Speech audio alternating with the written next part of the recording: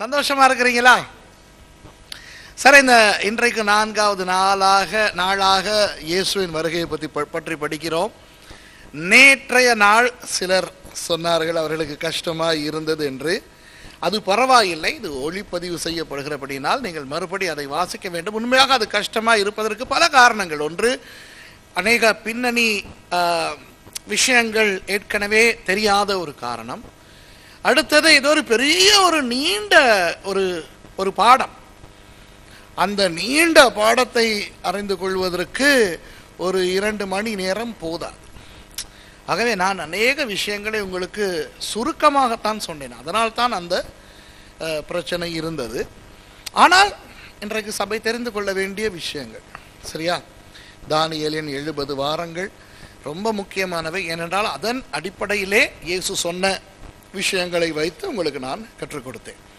சரி, இன்றைக்கு சில இன்ட்ரெஸ்டான விஷயங்கள் வரப்போகின்றன. அந்த எகிப்திலே ஒரு குதிரை வந்தது. எத்தனை பேருக்கு தெரியும் எகிப்தில் அந்த குதிரை ஒன்று வந்துச்சுன்னு சொல்கிறாங்கன்ட்டு? அது உண்மையாய் குதிரை வந்ததா?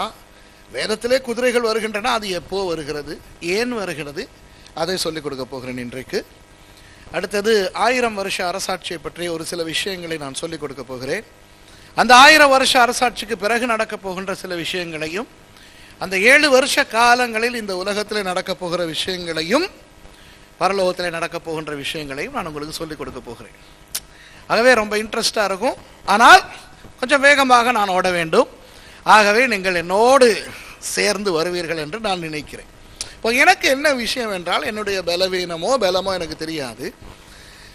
நான் கற்றுக் கொடுக்கும் போது அவர்கள் கற்றுக்கொள்கிறார்கள் என்பதனை நான் புரிந்து கொள்ளுகிற விதம், அவர்களுடைய பிரதிச்சாரம் என்ன response, how do you say response in Tamil? எனக்கு கொஞ்சம் தமிழ் வரும். ரெஸ்பான்ஸ் என்று சொல்லுவாங்க. What is that? பிரதிக்கிரியை. அதா பிரதிபலிப்பு. ஓகே. இப்போ நீங்கள் சிலர் எப்படின்னா, இயேசு வருகிறார் வெள்ளை குதிரையிலே, ஆண்டவர் வருகிறார், சபையை எடுத்துக் கொள்கிறார், மேகங்கள் மேலே வருகிறார். அதுக்கும் அப்படிதான் இருப்பாங்க. அவ்வளவு விளங்குறது. 1260 நாட்கள் எனும் 42 மாதங்கள் 3.5 வருஷம் யூதர்களுடைய கேலண்டர்ல 360 நாள் 365 நாட்கள் அல்ல அப்படின்னாலும் இது விளங்குதா இல்லையா, சந்தோஷமா இல்லையா, என்ன ஒண்ணுமே தெரியாது. ஒரே எக்ஸ்பிரஷன். இப்போ வெளிப்படுத்தின விசேஷம் என்ற புத்தகத்தை பார்த்தால் அதிலே முதலாவது அதிகாரத்திலே இயேசுவை பற்றிய ஒரு வர்ணனை இருக்கிறது. ஏற்கனவே நான் இங்கே அதை கற்றுக் கொடுத்திருக்கிறேன் முன்பு. 2வது 3வது அதிகாரங்களை பார்த்தால் 7 சபைகளை குறித்த செய்திகள் கொடுக்கப்பட்டிருக்கின்றன. அதையும் நான் உங்களுக்கு கற்றுக் கொடுத்திருக்கிறேன். சரியா? எத்தனை பேருக்கு ஞாபகம் இருக்கு இந்த எல்லா விஷயமும்? கையை தூக்கி காட்டுங்க பார்க்கலாம். 3-4 பேருக்கு ஞாபகம் இருக்கு. அந்த 4 பேரையும் கொண்டு போய் அங்கே உட்கார வச்சு படிச்சு கொடுத்தேன். அப்படியா? என்ற தெய்வமே, இங்கே வச்சு தானே படிச்சு கொடுத்தேன். எல்லாம் யாருக்கு ஞாபகம் இருக்கு? கையை தூக்கி இப்படி வச்சுக்கிறேங்க கொஞ்சம். இப்போ தெரியுது கொஞ்சம் பேர். ராய். அப்போ இதை குறித்து நான் கற்றுக் கொடுத்ததை கேட்காதவர்கள், இப்போ கையை தூக்கின அவர்களை நீங்கள் ஒரு நாள் சந்தித்து நான் என்ன கற்றுக் கொடுத்தேன் என்பதனை கேட்டு தொலைக்காதீர்கள். விளங்குதா? கேட்டால் அவர்கள் தங்கள் கைகளால் கால்களால் போட்டு உங்களுக்கு சொல்லி விடுவார்கள். முடியுமானால் அது அந்த கேசட்ஸ், அந்த சிடிஸ் இங்கே இருக்கிறது என்றால் அதை எடுத்து பாருங்கள். இல்லாவிட்டால் அந்த படிப்பே வேண்டாம், விட்டு விடுங்கள், மறந்து விடுங்கள். சரியா? இப்போ 2ஆம் 3ஆம் அதிகாரங்களில் அந்த 7 சபைகளை பற்றி பேசும்போது ஆவியானவர் என்னத்தை காட்டினார் என்றால் 3 அர்த்தங்களை காட்டினார். அந்த 7 சபைகளும் உண்மையாகவே சின்ன ஆசியா என்ற அந்த பிரதேசத்தில் இருந்த 7 பட்டணங்களில் இருந்த சபைகளுக்கு கொடுக்கப்பட்ட செய்திகள் முதலாவது. 2வது, சபை தொடங்கப்பட்ட நாள் முதல் சபை எடுத்துக்கொள்ளப்பட போகின்ற நாள் வரையான அந்த காலத்தை 7 சகாப்தங்களாக ஆண்டவர் பிரித்து அந்த ஒவ்வொரு சகாப்தத்தையும் ஒவ்வொரு சபைக்கு அடையாளமாக காட்டியிருக்கிறார். அதன்படி கடைசி சபையாகிய 7ஆம் சபை லவோதிக்கேயா சபையின் காலம் 1901 தொடங்கியது. ஜனவரி 1 நாள். எங்கே? அமெரிக்காவிலே கேன்சஸ் மாநிலத்திலே டொபேக்கா என்கின்ற ஒரு சின்ன நகரத்திலே 40 வேதாகம கல்லூரி மாணவர்களும் மாணவியர்களும் இருந்து ஆண்டவரிடத்திலே கேட்டார்கள், பெந்தெகோஸ்தே நாளன்று வந்த அந்த ஆவியின் அபிஷேகம் இப்பொழுது இல்லையே, அந்த அபிஷேகத்தை மறுபடியும் தாரும் என்று. உடனே ஆண்டவர் அதற்கு பதிலளித்து அந்நிய பாஷையின் வரத்தை கொடுத்தார்.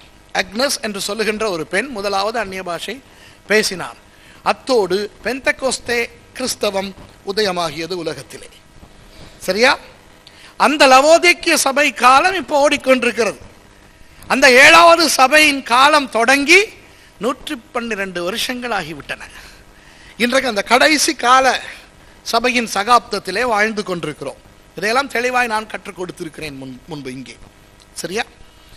அப்போ இயேசு வரப்போகின்ற அந்த 7வது சபையின் சகாப்தத்திலே வாழ்ந்து கொண்டிருக்கிறோம்.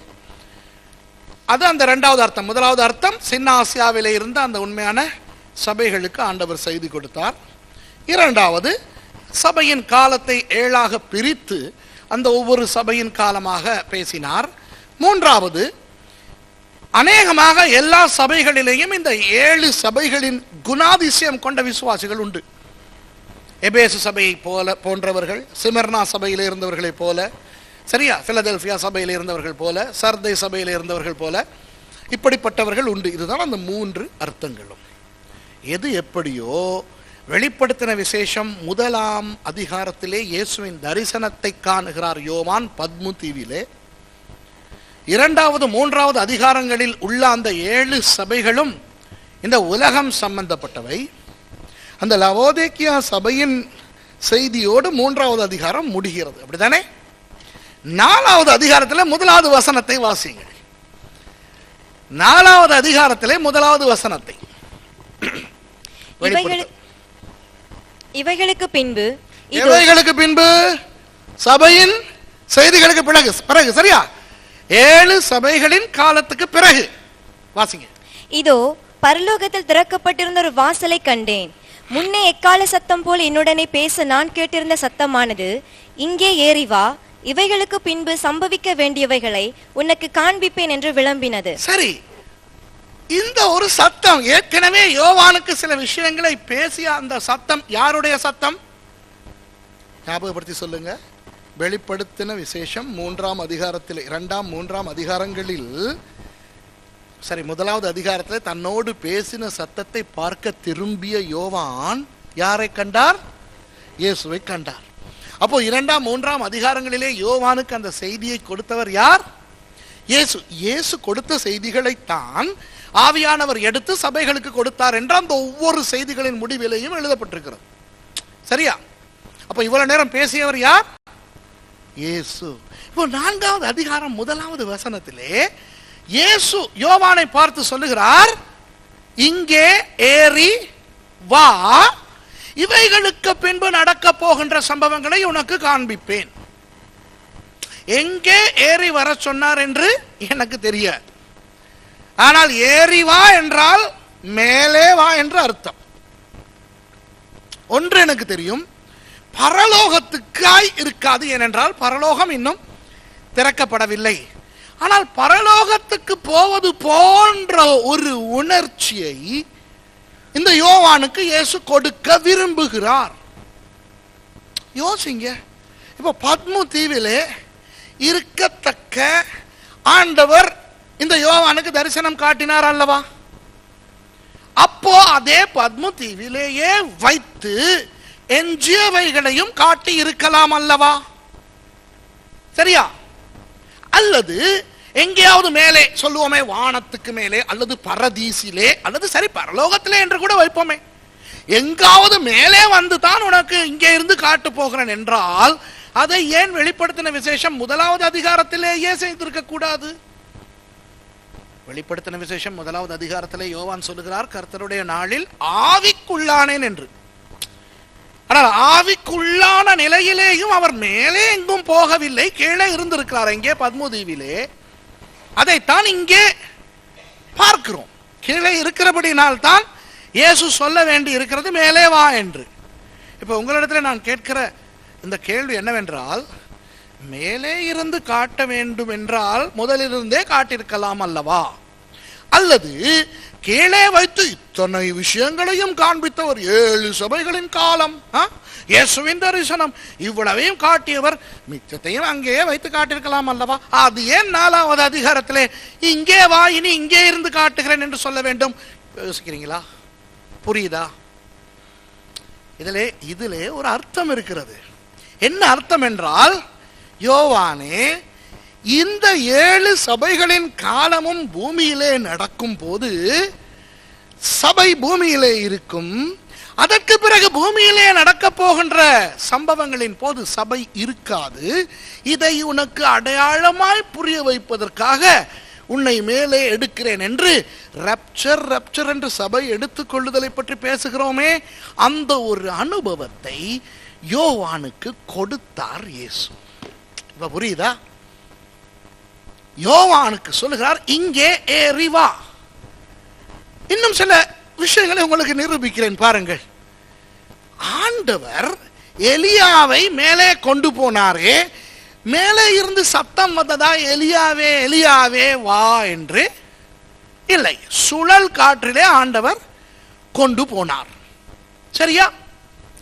இயேசு பரலோகத்துக்கு எடுத்துக்கொள்ளப்பட்டாரே, உயிர் தெழுந்த 40வது நாள் மேலே இருந்து வாரும் இயேசு என்று சத்தம் வந்ததா? அல்ல, இவராக சென்றார். பவுலடியார் சொல்லுகிறாரே, நான் 3ஆம் வானம் வரைக்கும் எடுத்துக்கொள்ளப்பட்டேன் என்று. அவரை யாராவது வா என்று அழைத்ததாக சொல்லுகிறாரா? அப்படி இருக்கும் பொழுது இயேசுவுக்கு தேவைப்பட்டிருந்தால் யோவானை மேலே கொண்டு வருவதற்கு இவனை ஏன் ஏறி வர சொல்ல வேண்டும்? தானாக அவனை எடுத்திருக்கலாமே. விளங்குதா? இங்கே இயேசு என்ன சொல்லுகிறார்? இங்கே ஏறி வா என்று சொல்லும் போது அதிலே யாருடைய செயல்பாடு காத்திருக்கிறது? அழைக்கின்ற ஆண்டவருடைய செயல்பாடும் கீழே இருக்கிற யோவானுடைய செயல்பாடும். யோவான் ஏறி போவதற்கு அவர் ஆவன செய்ய வேண்டும். ஆனால் ஒரு கயிறு வந்ததாகவோ ஏணி வந்ததாகவோ இல்லை. ஏறி வா என்றால் எப்படி ஏறி வருவது? அவனுக்கு ஏறி வர முடியாது, ஆண்டவர் தான் எடுக்க வேண்டும். ஆனால் நீ ஏறி வா என்று சொன்னதன் மூலம் இவனுடைய பங்களிப்பும் அந்த ஏறி போகுதலில் இருக்கிறது என்ற அர்த்தம். சரியா? அதுதான் சபை எடுத்துக்கொள்ளப்படுதல். சபை எடுத்துக்கொள்ளப்படும் போது அன்பானவர்களே, ஆண்டவர் நம்ம எடுத்துக்கொள்ளுகிறார். ஆனால் நம்முடைய ஒரு பங்களிப்பும் இருக்கிறது. என்ன பங்களிப்பு? ஆயத்தமாய் இருக்க வேண்டும். ஆயத்தமாய் இருந்தாதான் கூப்பிடலாம். சரியா? இப்போ இந்த யோவான் இந்த தரிசனத்தை பார்த்து கொண்டிருந்த இந்த யோவான், அவர் ஆயத்தமாய் இருந்தால்தான் ஆண்டவர் சொல்ல முடியும் மேலே வா என்று. ஆகவே ஒரு பயணம் போவதற்கு ஆயத்தமாய் இருந்தால்தான் போவோம் என்று கூப்பிடலாமே ஒழிய, ஆயத்தமில்லாத ஒருவரை சரி போவோம் என்று கூப்பிட முடியாது. ஆகவே சபை எடுத்துக்கொள்ளப்பட போவது ஆவியானவருடைய செயல். ஆனால் கிறிஸ்தவர்கள் ஆயத்தமாய் இருந்தால் மாத்திரம்தான் அவரால் நம்மை கொண்டு போக முடியும். ஏனென்றால் சபை எடுத்துக்கொள்ளப்படுவதை குறித்து வேதம் சொல்லுகிறது. இயேசுவும் சொல்லுகிறார், பவுலும் தெசலோனிக்கேயர் புத்தகத்தில் சொல்லுகிறார், பேதுருவும் சொல்லுகிறார் 1 பேதுருவிலே, இரவிலே திருடன் வருவது போல இயேசு வருவார் என்று. திருடன் அறிவித்து விட்டு வரமாட்டான், அனௌன்ஸ் பண்ணிவிட்டு வரமாட்டான். அப்போ இரவிலே திருடன் வருவது போல இயேசு வருவார் என்றால் அவர் இரவிலே வருவது அல்ல, அவர் வருகின்ற அந்த நேரம் யாருக்குமே தெரியாது. அதனால் கிறிஸ்தவர்கள் எப்பொழுதுமே ஆயத்தமாக இருக்க வேண்டும் மேலே போவதற்கு. இது என்ன ஆயத்தம்? அதை பிறகு பேசுகிறேன். ஆவிக்குரிய ஆயத்தம், கிறிஸ்தவ ஆயத்தம், அதை பற்றி நான் பிறகு பேசுகிறேன். ஆனால் கிறிஸ்தவர்கள் ஆயத்தமாய் இருந்தால் தான் மேலே போக முடியும். இந்த அனுபவத்தை குறித்து பேசத்தான் வெளிப்படுத்தல் 4வது அதிகாரத்திலே 1வது வசனத்திலே ஆண்டவர் யோவானுக்கு சொல்லுகிறார், மிகுதியை நீ மேலே வந்து பார் என்று. புரிகிறதா? அப்போ அந்த சபையின் காலம் முடிந்து வெளிப்படுத்தின விசேஷம் 4:2 பிறகு நடக்கிற அத்தனை சம்பவங்களும் சபை எடுத்துக்கொள்ளப்பட்ட பிறகு நடக்கிற சம்பவங்கள். புரியுதா? இனி புரிந்து கொள்ளுங்கள். வெளிப்படுத்தின விசேஷம் 4ஆம் அதிகாரம் இரண்டாவது வசனத்தில் இருந்து நடைபெறுகிற சம்பவங்கள் சில பரலோகத்தில் நடைபெறுகின்றன, சில பூமியில் நடைபெறுகின்றன. இந்த அனைத்து சம்பவங்களும் சபை எடுத்துக்கொள்ளப்பட்ட பிறகு நடக்கின்ற சம்பவங்கள். சரியா? இந்த சபை எடுத்துக்கொள்ளப்பட்ட பிறகு என்ன நடக்கும்? 7 வருஷங்கள் இந்த பூமியிலே அந்த கிறிஸ்து ஆட்சி செய்வான். சபை எடுத்துக்கொள்ளப்பட்ட உடனே உலகத்தில் எவ்வளவு பெரிய ஒரு குழப்பம் வரும் என்று யோசித்து பாருங்கள். ஏன்? உலகம் எங்கிலும் வாழுகின்ற அநேகர் காணாமல் போய்விடுவார்கள். அப்போ காணாமல் போகும் போது, நல்லா கவனிங்க, காணாமல் போகும் போது இந்த உலகம் என்ன நினைக்கும் என்று நான் உங்களுக்கு இப்போ சொல்ல போகிறேன். சரி, இன்றைக்கு கடத்தல் நடந்து கொண்டிருக்கிறது, சரிதானே? இன்றைக்கு விமானங்களை கடத்துவது, கப்பல்களை கடத்துவது, பிள்ளைகளை கடத்தி கொண்டு போய் பணம் கேட்பது, பணக்காரர்களை கடத்துவது. இலங்கையிலே ரொம்ப ஃபேமஸ் வெள்ளை வேன் கடத்தல், வெள்ளை நிற வேனிலே கடத்துவது, இப்படியெல்லாம் இருக்கிறது. இந்த கடத்தல்கள் போக நீங்கள் கேள்விப்பட்டிருக்கிறீர்களா? எனக்கு கையை தூக்கி காட்ட வேண்டும். எத்தனை பேர் கேள்விப்பட்டிருக்கிறீர்கள் அப்டக்ஷன்? பிற கிரகவாசிகள் மக்களில் சில பேரை கடத்துகிறார்கள் என்பதனை குறித்த செய்திகள் எத்தனை பேர் கேள்விப்பட்டிருக்கிறீர்கள்? கையை தூக்கி காட்டுங்கள். சரி, மற்றவர்களுக்கு நான் உங்களுக்கு ஒரு விஷயத்தை சொல்லுகிறேன். நாசா இப்போது படங்கள் கொஞ்சம் வெளியிட்டிருக்கிறது. என்ன படங்கள்? சந்திரனின் மறுபக்கம். இப்போ சந்திரன் எவ்வளவு சந்திரன் இந்த பூமியை சுற்றி வந்தாலும் அந்த சந்திரனின் ஒரு பாதி தான் நமக்கு தெரியும். அந்த சந்திரனின் அடுத்த பாதி இருக்கிறது. நீல் ஆம்ஸ்ட்ராங் அவர்கள் எல்லாம் போய் இறங்கினது கூட இங்கே இருந்து பார்க்கக்கூடிய அந்த பகுதிக்கு தானே ஒழிய அந்த பின்புறத்துக்கு போகவில்லை. 1986 ஆண்டு நவம்பர் மாதத்திலே, குறித்து வச்சுக்கிறேங்க இதெல்லாம், ரஷ்யாவினுடைய ஒரு புகைப்பட கருவி சந்திரனின் மறுபக்கத்தை புகைப்படம் எடுத்ததாக, அது உண்மை அல்ல, ஆனால் 1986 ஆண்டு நவம்பர் மாதம், சரியா, ரஷ்யாவினுடைய ஒரு செயற்கைக்கோள் இந்த சந்திரனின் மறுபக்கத்தை புகைப்படம் எடுத்ததாக படங்களை வெளியிட்டது. அந்த காலத்தில் 86 அது ரஷ்யா அல்ல, Soviet union, United Soviet socialist republic, USSR. சரியா? அப்போ அந்த காலத்திலே அவர்கள் வெளியிட்ட அந்த படத்திலே என்ன போட்டிருந்தார்கள் என்றால், அந்த சந்திரனின் மறுபக்கத்திலே ஒரு விமானம் இருக்கிறதாக அவர்கள் காட்டினார்கள். சரியோ? அந்த விமானத்தினுடைய அந்த அளவுகள் எல்லாம் இவர்கள் பார்க்கும்போது 1945 ஆண்டு ஏரியா ட்ரையாங்கிள், பெர்மியூடா ட்ரையாங்கிளிலே பறந்து கொண்டிருந்த ஃப்ளைட் 17 என்று சொல்லுகின்ற அந்த 5 விமானங்களில் ஒரு விமானம் தான் அது என்று சொன்னார்கள். 1945 ஆண்டிலே, சரியா, யுத்தம் முடிவடைய, 2வது உலக யுத்தம் முடிவடைய, ஜப்பான் சரணடைய ஒரு சில மாதங்கள் இருக்கின்ற நிலையில் அடால்ஃப் ஹிட்லர் தோற்கடிக்கப்பட்டவுடன், சரியா, புளோரிடாவிலே, அமெரிக்காவிலே புளோரிடாவிலே 5 விமானங்கள், அதற்கு ஃப்ளைட் 17 என்று பெயர் வைத்தார்கள். அந்த 5 விமானங்கள் வழக்கமான அந்த பயிற்சிக்காக புறப்பட்டு சென்றன. பெர்மியூடா முக்கோணம், பெர்மியூடா ட்ரையாங்கிள் கேள்விப்பட்டிருக்கீங்களா? யாரெல்லாம் கேள்விப்பட இல்லை? சரி, தேங்க்யூ. இதுக்கெல்லாம் டைம் ஆகும். சரி, கவனிங்க. உலகத்திலே அந்த அமெரிக்காவுக்கு கொஞ்சம் கீழாக, மேற்கிந்திய தீவுகளுக்கு மேலாக ஒரு பிரதேசம் இருக்கிறது. ஒரு முக்கோண வடிவு, அது அங்கே முக்கோணமாக இருக்காது, நம்ம தான் வரைஞ்சி வச்சுருக்கோம் முக்கோணம்னு. பெர்மியூடா கடல் பிராந்தியம். அந்த பெர்மியூடா கடல் பிராந்தியத்திலே கப்பல்கள் போனால் திடீரென மாயமாய் மறைந்து விடுகிறது. அந்த பெர்மியூடா ட்ரையாங்கிளுக்கு மேலாக விமானங்கள் பறந்தால் அந்த விமானங்கள் மாயமாய் மறைந்து விடுகிறது. இன்றைக்கு கூட வெஸ்ட் இண்டீஸுக்கு அமெரிக்காவில் இருந்து போகின்ற விமானங்களை அந்த பெர்மியூடா ட்ரையாங்கிளுக்கு மேலாக பறக்க அனுமதி கொடுக்க மாட்டார்கள், சுற்றித்தான் போக வேண்டும். சரியா? அது அது ஆங்கிலத்தில் சொல்லுவாங்க, இட்ஸ் அன் இன்எக்ஸ்பிளிகபிள் ஃபினாமினா, ஒரு பாரடாக்சிக்கல் ஃபினாமினா, புரிந்து கொள்ள முடியாத ஒரு விஷயம் என்ன நடக்கிறது என்று. ஆகவே அதற்கு மேலே போகின்ற கப்பல்கள், இந்த இந்த இந்த விமானங்கள் எல்லாம் மாயமாய் மறைகின்றது. நூற்றுக்கணக்கான ஆண்டுகளாக நடந்து கொண்டிருக்கிறபடியினால் அதை குறித்த பல கட்டுக்கதைகள் உண்டு. சரியா? திரைப்படங்களும் நிறைய கட்டுக்கதைகளாக வரும். பெர்மியூடாவுக்கு மேலே போன ஒரு படகுக்கு என்ன நடந்தது, அவர்கள் வேறொரு காலத்துக்கு, கடந்த காலத்துக்கு போகிறார்கள். சரியா?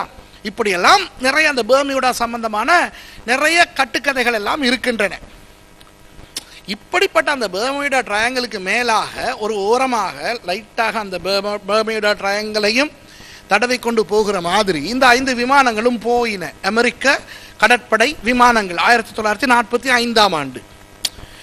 அந்த எக்ஸசைஸ் மிஷனுக்கு அந்த 5 விமானங்களுக்கும் ஃப்ளைட் 17 என்று பெயர் வைத்தார்கள்.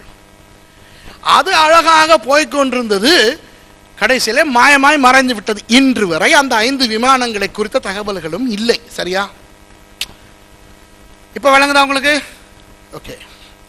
இப்போ 1986ஆம் ஆண்டு நவம்பர் மாதம் ரஷ்யா வெளியிட்ட ஒரு புகைப்படத்திலே ரஷ்யாக்காரன் சும்மா கதை விட்டான். அந்த ஏரியா, அந்த பெர்மியூடாவிலே காணாமல் போன அந்த 5 விமானங்களில் ஒன்று இந்த சந்திரனின் அடுத்த பக்கம் நிறுத்தி வைக்கப்பட்டிருக்கிறது என்று. அது எப்படி நடந்தது என்றால், அந்த 5 விமானங்களையும் வேறு கிரகத்திலே இருந்து வந்த ஒரு பெரிய ஒரு பறக்கும் தட்டு தன்னுடைய காந்த சக்தியினால் இழுத்து ஒட்டிக்கொண்டு இவர்களை கடத்தி கொண்டு போனதாகவும், கொண்டு போய் அந்த சந்திரனிலே அவர்கள் வைத்து அதுல ஒரு விமானத்தை அங்கே கைவிட்டு விட்டு மற்றவர்களை எல்லாம் அப்டக்ட் செய்து கொண்டு, கடத்தி கொண்டு போய்விட்டதாகவும் புரளி கிளப்பினார்கள். புரியுதா? அத்தோடு இந்த உலகத்திலே அப்டக்ஷன் ஒரு கவர்ச்சியான ஒரு மேட்டர் ஆகி, ஒரு கவர்ச்சியான ஒரு விஷயமாகிவிட்டது. an attractive matter. இப்போ ஒரு நபர் இன்னொரு நபரை கடத்தினால் கிட்னாப், ஒரு நபர் ஒரு கப்பலையோ ஒரு ஒரு ஒரு விமானத்தையோ கடத்தினால் அது ஹைஜாக். சரியா? ஆக்களை கடத்தினா கிட்னாப், வாகனங்களை கடத்தினா ஹைஜாக். இதே இதை வேறு கிரகங்களில் இருந்து வந்து செய்தால் அதற்கு பெயர் அப்டக்ட். அவ்வளவுதான், சிம்பிள். கிட்னாப்ப செவ்வாய் கிரகத்தில் இருந்து வந்து செஞ்சா அப்டக்ஷன். ஓகேயா? அதனால் திரைப்படங்கள் எல்லாம் எடுக்க ஆரம்பித்தார்கள். பெரிய விஞ்ஞானி ஏதோ ஒரு கிரகத்தில் இருந்து வந்து அந்த விஞ்ஞானியை கடத்தி கொண்டு போய்விட்டார்கள். சரியா? ஒரு பெரிய மருத்துவர், ஒரு அப்படி லாயர் மாற கொண்டு போனதாக கதை வந்தது இல்லை. அவங்க அங்கே போயிட்டு என்ன பண்ண போறாங்க? இங்கேயே போய் சொல்லிக்கிட்டு கிடக்குறானுங்க, அங்கேயே போயிட்டு. சரியா? இப்போ விளங்குதா உங்களுக்கு?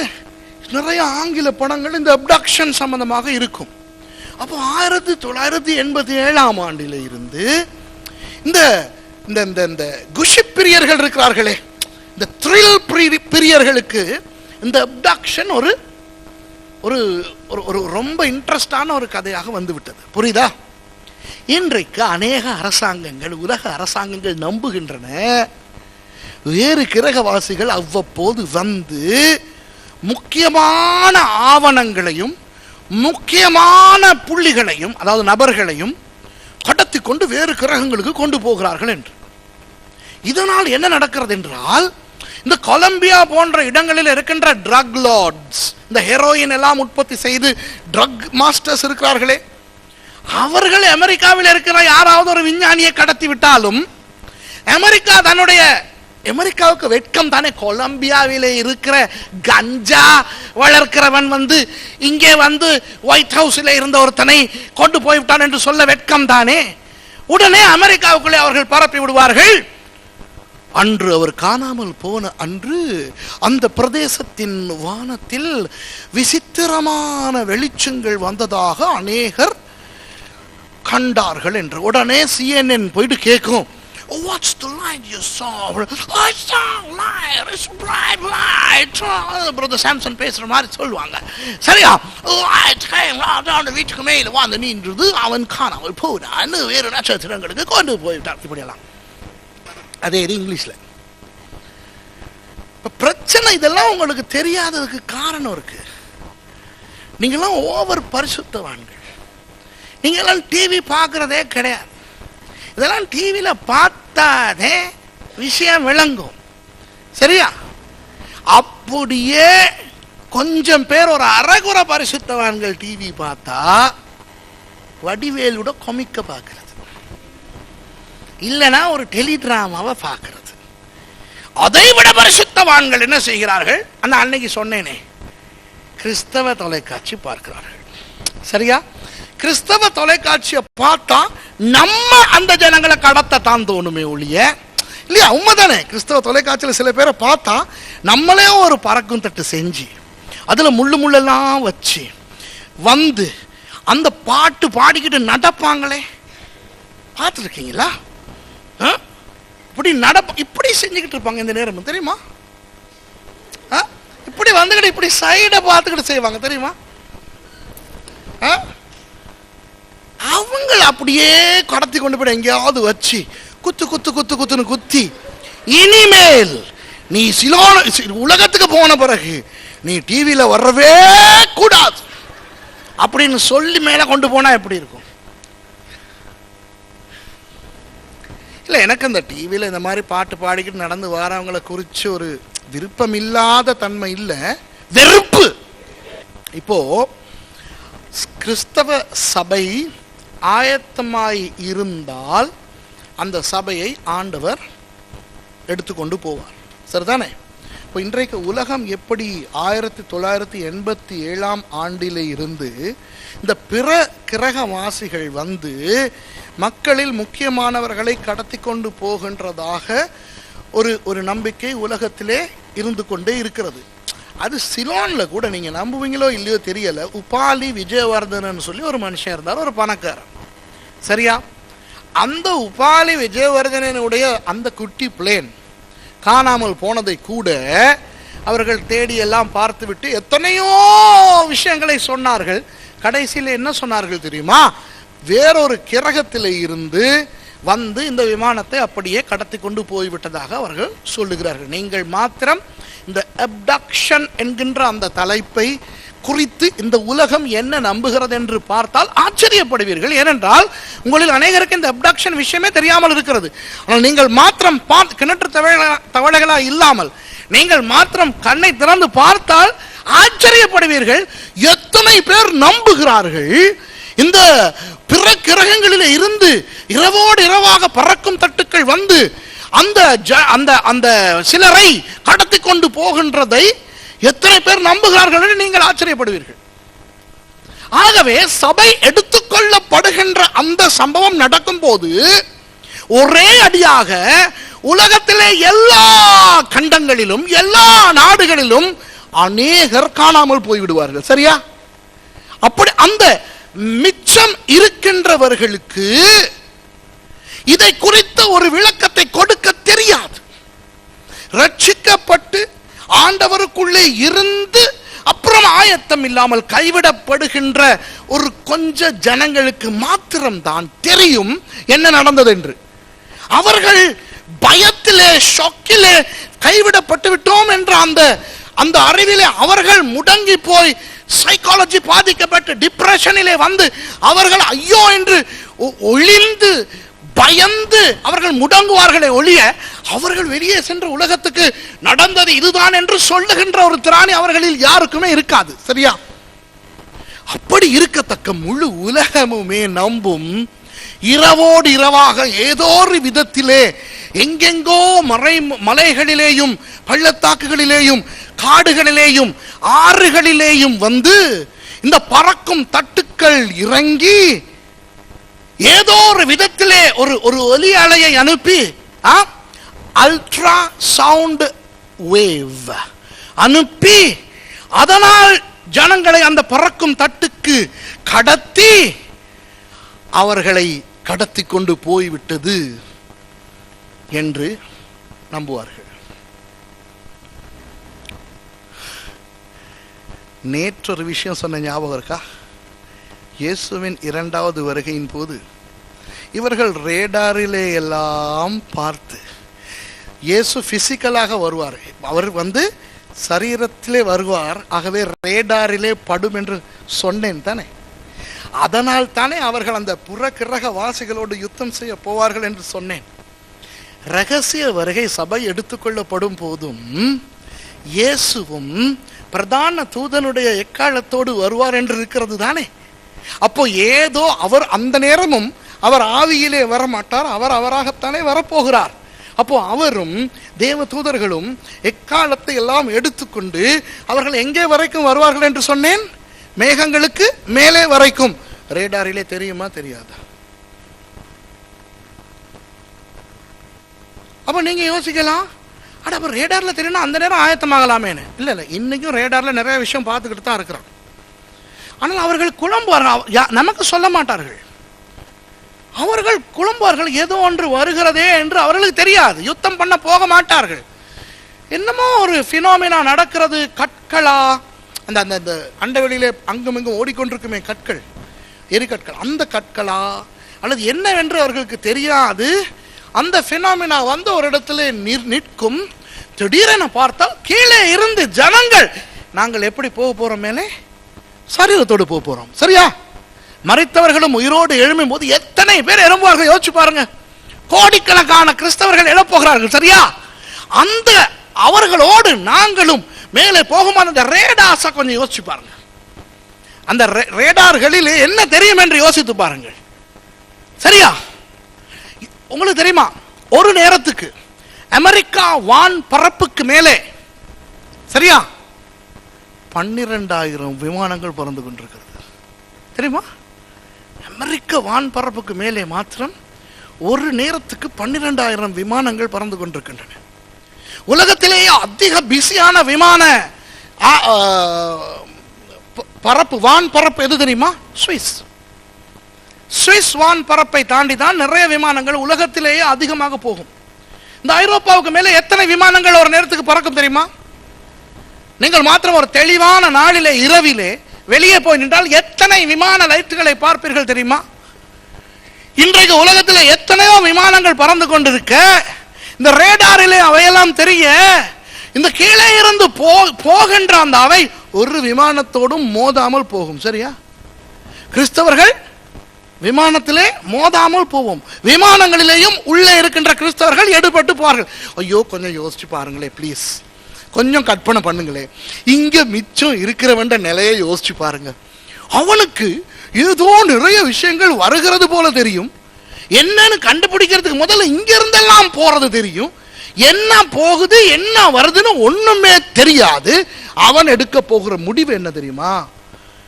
பிற கிரகங்களிலே இருந்து இந்த ஓசோன் லேயருக்கு மேலே வரைக்கும் சில பறக்கும் தட்டுக்கள் ஏதோ ஒரு விதத்திலே இங்கே அவர்கள் லேண்ட் செய்து எடுத்துக்கொண்டு போய்விட்டார்கள் என்று சொல்லுவார்கள். சரியா? உலகமே குழம்பும். சரி, அந்த நேரத்திலே அந்த கிறிஸ்து தன்னுடைய ஆட்சியை ஏற்படுத்துவான். சரியா? அந்த கிறிஸ்து தன்னுடைய ஆட்சியை ஏற்படுத்துவான். இப்ப விளங்குச்சா? இந்த சபை எடுத்துக்கொள்ளப்படும் போது உலகத்தினுடைய நிலை விளங்குதா உங்களுக்கு? அப்போ அந்த கிறிஸ்து சொல்லுவான், நான் ஒரு ஐடியா வைத்திருக்கிறேன் உங்களை காப்பாற்ற. இப்போ யாருகிட்ட இருந்து காப்பாற்றணும்? உலகத்தை யாரிடமிருந்து காப்பாற்ற வேண்டும் சொல்லுங்க? இல்லம்மா, அந்த கிறிஸ்து இந்த ஜனங்களுக்கு சொல்ல போறான், நான் உங்களை காப்பாத்துறேன்ட்டு. யாருகிட்ட இருந்து காப்பாற்றணும்? வேற்று கிரகவாசிகளிடமிருந்து. இப்பவே இண்டிபெண்டன்ஸ் டே, மென் இன் பிளாக் 2012 இப்படி படங்களை பார்த்துட்டு அவன் பயந்து போயிருக்கிறான். தெரியுமா அது? சரியா? யங் ஆட்கள் கிட்ட கேளுங்க, அவங்க எல்லாம் நம்புறாங்க.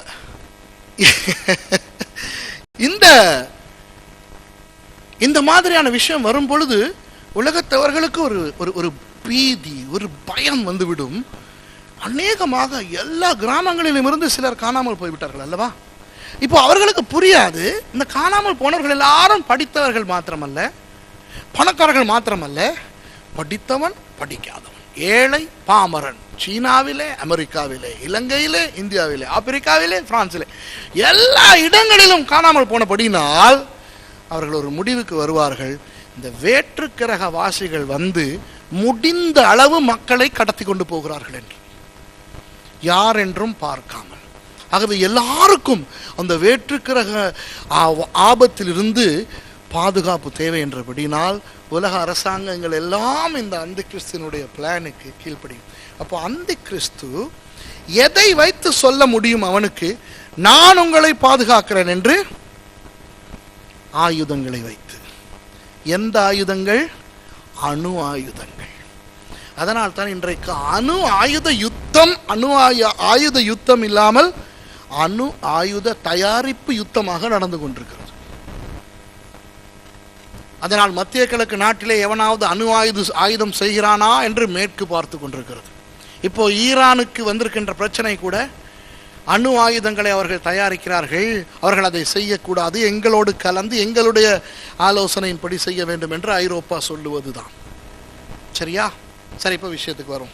நிறைய விஷயம் சொல்ல இருக்குது, உங்களை கூட குழப்பக்கூடாது. நேற்று மாதிரி குழப்பிக்கிட்டு இருக்கிறேன்னு நினைக்கிறேன் நான். சரியா? கொஞ்சம் லைட்டாக வரவா? ஓகே. சபை எடுத்துக்கொள்ளப்பட்டவுடன் உலகத்திலே அந்தி கிறிஸ்து வந்து ஆட்சி செய்ய ஆரம்பிப்பான். அந்த அந்தி கிறிஸ்து ஆட்சி செய்ய போகின்ற அந்த 7 வருஷத்திலே அவன் எப்படி ஆட்சியை பிடிப்பான் என்றால், வேற்றுக்கிரக வாசிகள் இடத்திலிருந்து உங்களை காப்பாற்றப் போகிறேன் என்று. எனவே எல்லாரும் அவனுக்கு உதவி செய்வார்கள், எல்லா அரசாங்கங்களும் அவனுக்கு உதவி செய்யும். எல்லா அரசாங்கங்களும் சொல்லும், உன்னுடைய இந்த ஐடியாவின் படி நாங்கள் வாழுவோம் என்று. உடனே அவன் சொல்லுவான், நான் உங்களுக்கு இந்த பாதுகாப்பை தருவது மாத்திரமல்ல, ஒரு நல்ல ஒரு இந்த உலக மக்கள் எல்லாரும் இனி நாங்கள் ஐரோப்பியர்கள், அமெரிக்கர்கள், ஆசியர்கள், ஆப்பிரிக்கர்கள், சீனர்கள், ஜப்பானியர்கள் என்று பிரித்து பேசக்கூடாது. ஏனென்றால் எல்லாருக்குமே ஒரு பொது எதிரி இருக்கிறது. அந்த பொது எதிரி தான் வேற்று கிரகவாசிகள். ஆகவே வேறுபாடுகள் இன்றி எல்லாரும் மனிதர்கள் என்கின்ற ஒரே அடிப்படையில் இணைய வேண்டும் என்று சொல்லுவாங்க. அப்போ எல்லா தேசங்களும் இந்த ஒரே தலைமைத்துவத்துக்கு கீழே வரும். சரியா? ஒரு 30 வருஷங்களுக்கு முன்னால் ஜெர்மனியும் பிரான்சும் ஒரே நாணயத்தை பயன்படுத்தி ஒரே ஒரு பார்டர் இல்லாத ஒரு நிலை வரும் என்று நம்பியிருப்போமா? இல்லை. இன்றைக்கு ஷெங்கன் ஸ்டேட்ஸ் மூலமாக அது நடந்திருக்கிறது. சரியா? பிரெஞ்சு பிராங்கை பிரான்ஸ் விட்டு கொடுத்தது இல்லையா?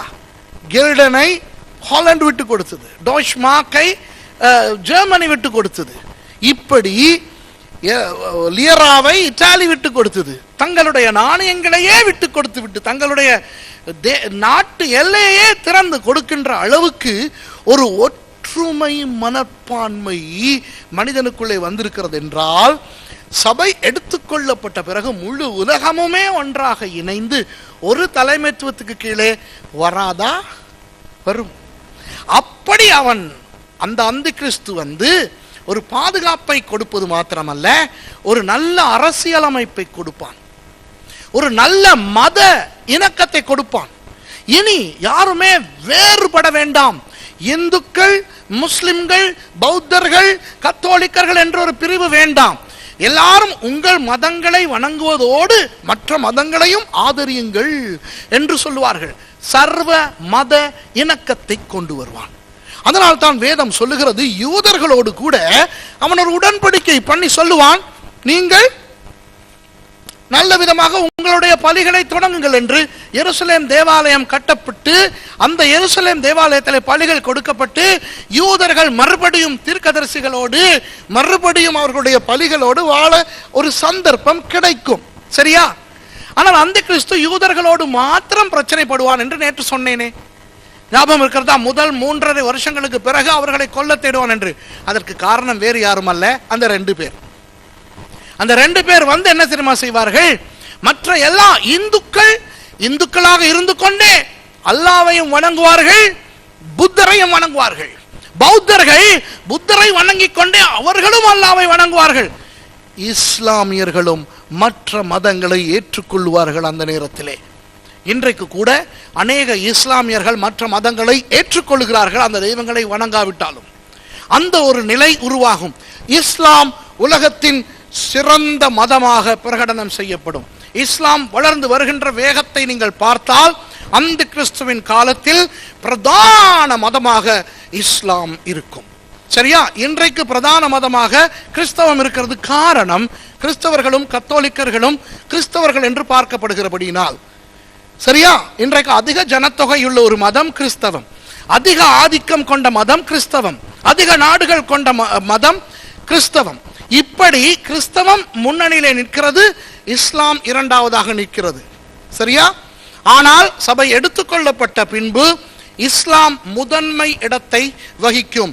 இன்று கூட நீங்கள் பார்த்தால் எத்தனையோ கிறிஸ்தவ தேசங்களில் இஸ்லாம் நுழைந்து பெரிய அளவிலே வளர்ந்து காணப்படுகிறது. அந்த கிறிஸ்து வந்து இந்த இஸ்லாத்துக்கு முதலிடத்தை கொடுத்து யூதர்களோடும் உடன்படிக்கை செய்து இன்றைக்கு யூதர்களுக்கும் இஸ்லாமியர்களுக்கும் இருக்கின்ற அந்த சண்டையை இடைநிறுத்தி இஸ்ரவேலர்களுக்கு இடம் கொடுப்பார். அதுதான் வெளிப்படுத்தல் 11 பார்க்கிறோம். தேவாலயத்தை அளந்து பார் யோவான் என்ற ஆண்டவர் சொல்லுகிறார், வெளிப்பிரகாரத்தை அளக்காதே. ஏன்? அது புறஜாதியாருக்கு கொடுக்கப்பட்டிருக்கிறது. இன்றைக்கு அந்த டெம்பிள் மவுண்ட்டுக்கு போனீங்கன்னா யூதர்களுக்கு அங்கே வர முடியாது. தெரியுமா? எத்தனை பேர் பார்த்து கவனிச்சிங்க? அது யூதர்களுக்கு மோரியா மலைக்கு மேலே வர முடியாது. அவங்க அந்த வெயிலிங் வால் அந்த சைடோடையே நின்றணும், புலம்பல் சுவர். சரியா? ஆனால் அந்த கிறிஸ்துவின் காலத்திலே இஸ்லாமியர்கள் வந்து அவர்களுடைய அந்த பள்ளிவாசலிலே தொழுவார்கள். அதற்கு பக்கத்திலே இருக்கிற தேவாலயத்திலே இஸ்ரவேலர்கள் பலி செலுத்துவார்கள். ஒரு நல்ல இணக்கம் 3.5 வருஷங்களாக நடக்கும். ஆனால் அந்த 2 பேர் வந்து வெளியே நின்று கத்திக்கிட்டு இருப்பாங்க. அதனால தான் அவங்கள கொல்றதுக்கு அந்த கிறிஸ்து ட்ரை பண்ணுவான். கடைசியில் 3.5 வருஷங்களுக்கு பிறகு கொல்லுவான். இப்போ உங்களுக்கு நான் சில விஷயங்களை சொல்ல போகிறேன். அந்த கிறிஸ்துவின் அந்த 7 வருஷ காலங்களிலே நடக்க போகிற சில விஷயங்கள். சரியா? 4 குதிரைகள். வெளிப்படுத்தின விசேஷம் 6வது அதிகாரத்துக்கு போவோம். இப்போ இந்த எகிப்திலே குதிரை வந்தது என்று சொல்லுகிறார்களே, அது புல்டா, போண்டா, கஞ்சா, கப்சா. ஏன்? இந்த வெளிப்படுத்தின விசேஷம் 4ஆம் அதிகாரம் சபை எடுத்துக்கொள்ளப்பட்ட பிறகு நடக்கிற சம்பவங்கள். சரியா? அப்போ சபை எடுத்துக்கொள்ளப்பட்ட பிறகுதான் இந்த 4 குதிரைகளும் வரப்போகின்றன. அப்போ இப்போ எகிப்துக்கு மாத்திரம் எப்படி வந்து விட்டு போனது? ஆகவே அது குதிரையே அல்ல, ஆப்டிக்கல் இல்யூஷன், ஒரு வெளிச்சம். அந்த லைட்ஸ் வந்து படுகிற விதத்தில் அப்படி தெரியும். சரி, அப்புறம் அதை மேனிப்புலேட் பண்ணலாம், அது வேண்டிய மாதிரி அட்ஜஸ்ட் பண்ணி காட்டலாம். அது உண்மையான குதிரையே அல்ல. ஏன்னா குதிரை உண்மையாக வந்திருக்கிறதா வன்னிக்கு வந்திருக்கு. ஏன் வன்னிக்கு குதிரை வரல? அங்கே அதை விட செத்தாங்களே. ஹலோ, எகிப்தில் புரட்சி வந்து செத்ததை விட எங்க ஸ்ரீலங்கா வன்னியில் செத்தாங்களே. அப்போ அங்கே குதிரை வரல? ஐயா, எத்தனையோ இடங்களில் பயங்கரமாக அடிச்சுக்கிட்டு யுத்தங்கள் சாகுறாங்க, அங்கெல்லாம் வராத குதிரை அது ஏன் எகிப்துக்கு மட்டும் வந்துட்டு போகுது?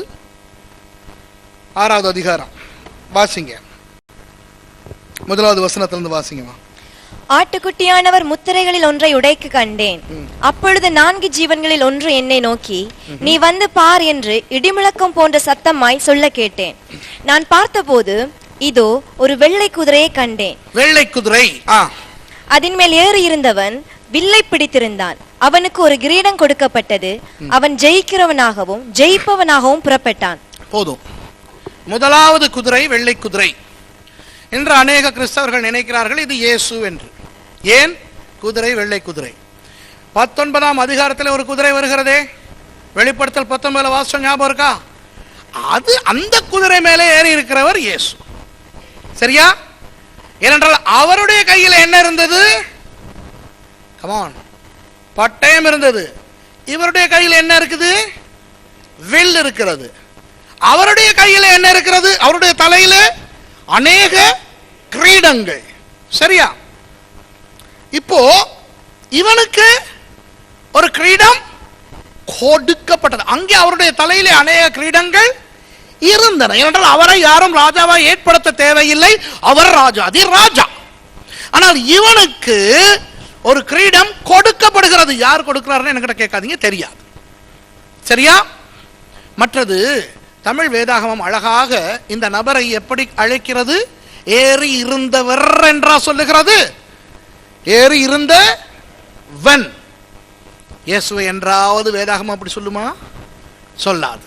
ஆகவே இது இயேசு அல்ல, இது ஒரு அவன், வெள்ளை குதிரையிலே ஏறி இருக்கிறவன்.